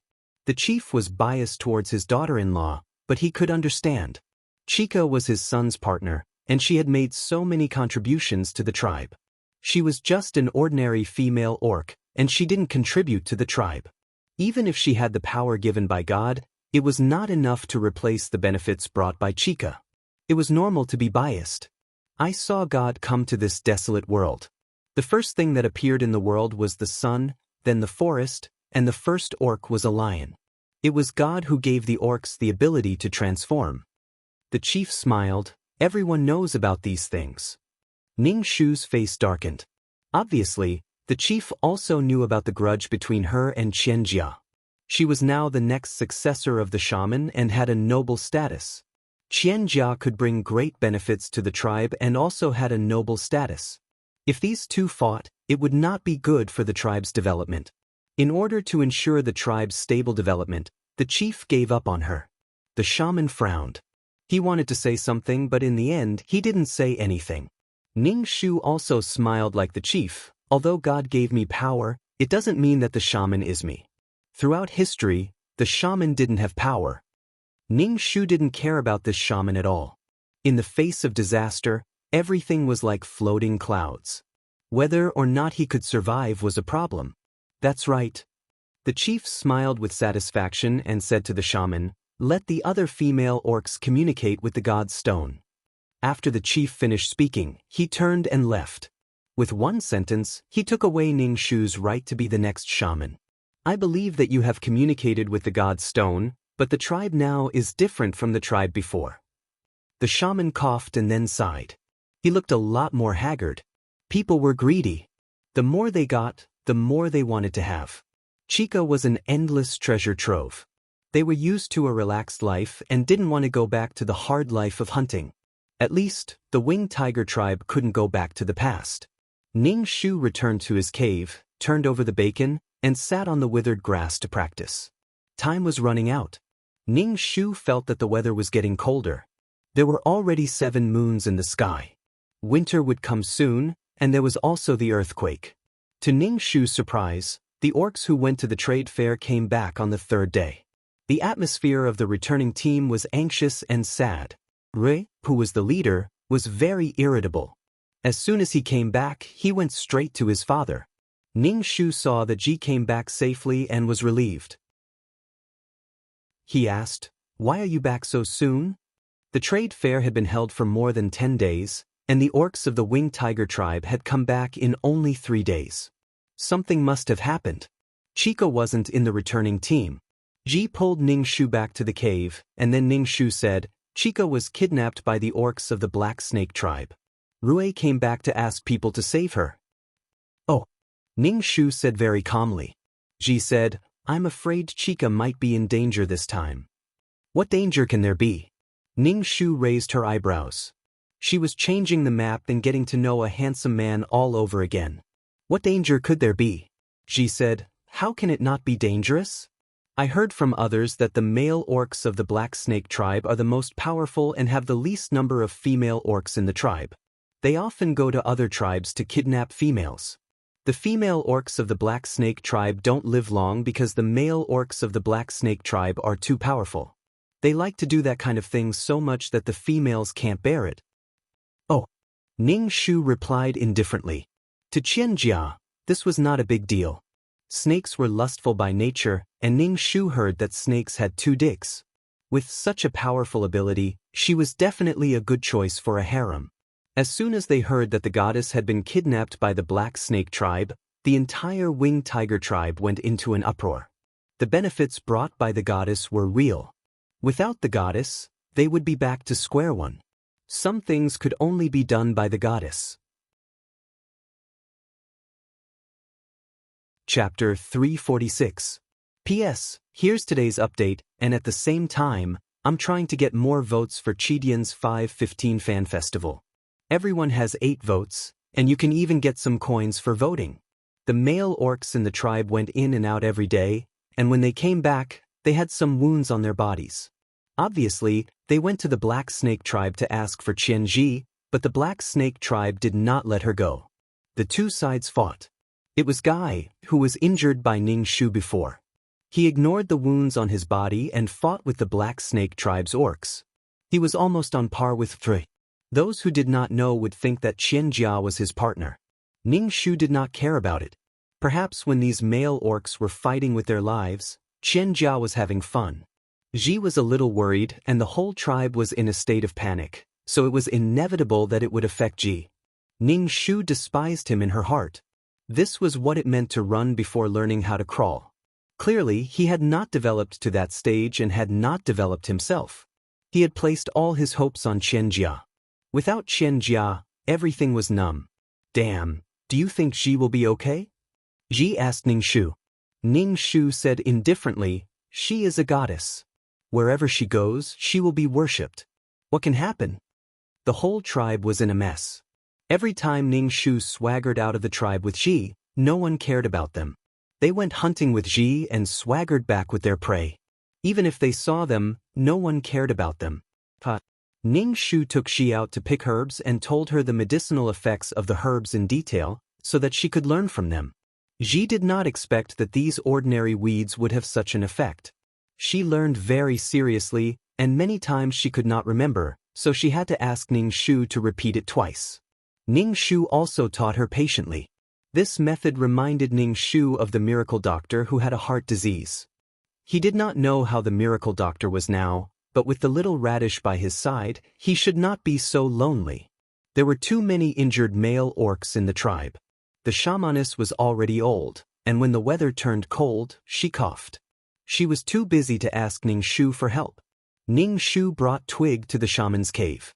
He saw many injured orcs at the entrance of the cave. They were either sitting or sleeping. They all had wounds on their bodies. Some of the orcs even had black faces. They looked like they had been poisoned. Was he bitten by a poisonous snake? The shamaness coughed and looked a little thinner. When she saw Ning Shu, she quickly said, "Go and take a look at them. I need to rest." Ning Shu looked at these beastmen. Some of the feathers on their wings had been pulled off, and they were dripping with blood. Some of them were swollen and purple. Ning Shu asked Ji to treat the injured orcs. Ji was very nervous. Ning Shu said, "What kind of medicine can stop bleeding and heal?" "Just crush it and apply it to the wound." "Was he bitten by something? Where is the wound?" Ning Shu asked an orc who was purple all over. When the male orc saw Ning Shu, he tilted his head and didn't speak. Obviously, he didn't believe Ning Shu. Ning Shu turned around and went to check on the next person. She saw 2 small holes on his calf, which should have been bitten by a snake. Ning Shu knew from the shaman that the Black Snake tribe raised all kinds of poisonous snakes. Ning Shu cut the skin with a sharpened stone. Then black and smelly blood flowed out. Ning Shu squeezed the wound with his hand. When the blood turned red, he stuffed a handful of herbs into his mouth, chewed them, and applied them to the wound. As for whether it could be detoxified, it depended on the heavens. This was the best she could do. The shamaness asked curiously, "How did you think of this?" "We female orcs have to bleed every month. It's dirty." "It's the same if you're bitten by a snake," Ning Shu said with a smile. The shamaness was speechless. However, the shamaness thought it was a good idea, so she helped. It seemed to be effective. Perhaps it had something to do with the orcs' strong physique. They recovered quickly, but these orcs couldn't fight. There weren't many orcs in the winged tiger tribe who could fight.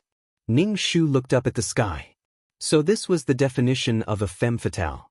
After working for a while, he finally treated the wounds of the wounded. Ji followed Ning Shu and said, "Damn, you're so good. You can be so good too. You memorized all these herbs." Ning Shu walked in the tribe.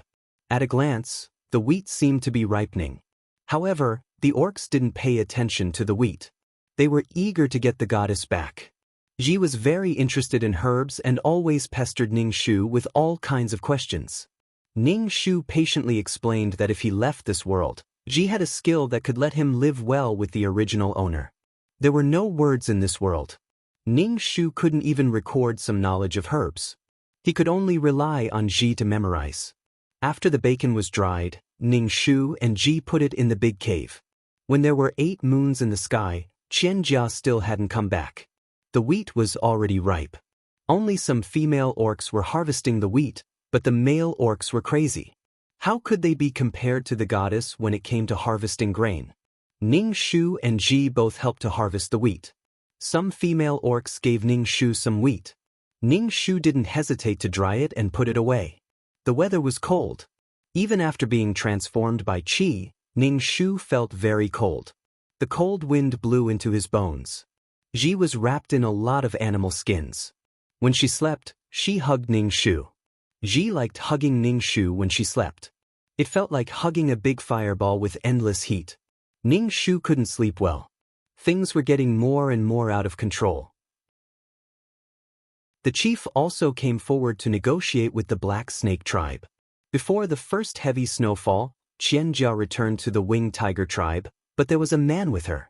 This man had long black hair and delicate facial features, but overall, he gave people a feminine feeling. He had a pair of snake-like vertical pupils. When he looked at people, there was a kind of gloomy coldness, as if he was being stared at by a poisonous snake.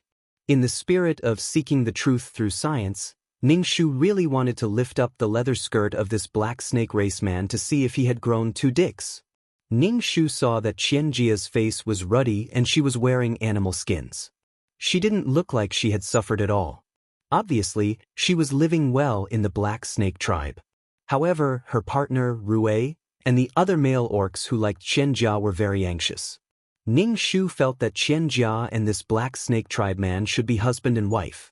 Qian Jia slept in Rui's cave every day and was jealous of Rui every day. Rui knew that his partner had a relationship with this male orc. His heart was bitter. Sure enough, the thing he feared had happened. The beautiful and capable goddess was not someone he could monopolize. Moreover, Qian Jia said that she was forced. How could Qian Jia resist a male orc with her strength? As long as she came back, as long as she was by his side, his heart was incomparably stable. Rui had developed a kind of dependence on Qian Jia that he didn't even notice. When Ning Shu learned that Rui had decided to share Qian Jia with the Black Snake tribe man, the corner of his mouth twitched. You're tuning in to the Passion Pages YouTube channel. We're so grateful for your support, and don't forget to subscribe to join us on this incredible journey through captivating stories. Your generosity through donations truly makes a world of difference, as it's the primary source of revenue that allows me to expand and enhance this channel for you. Thank you from the bottom of my heart for being a part of this adventure.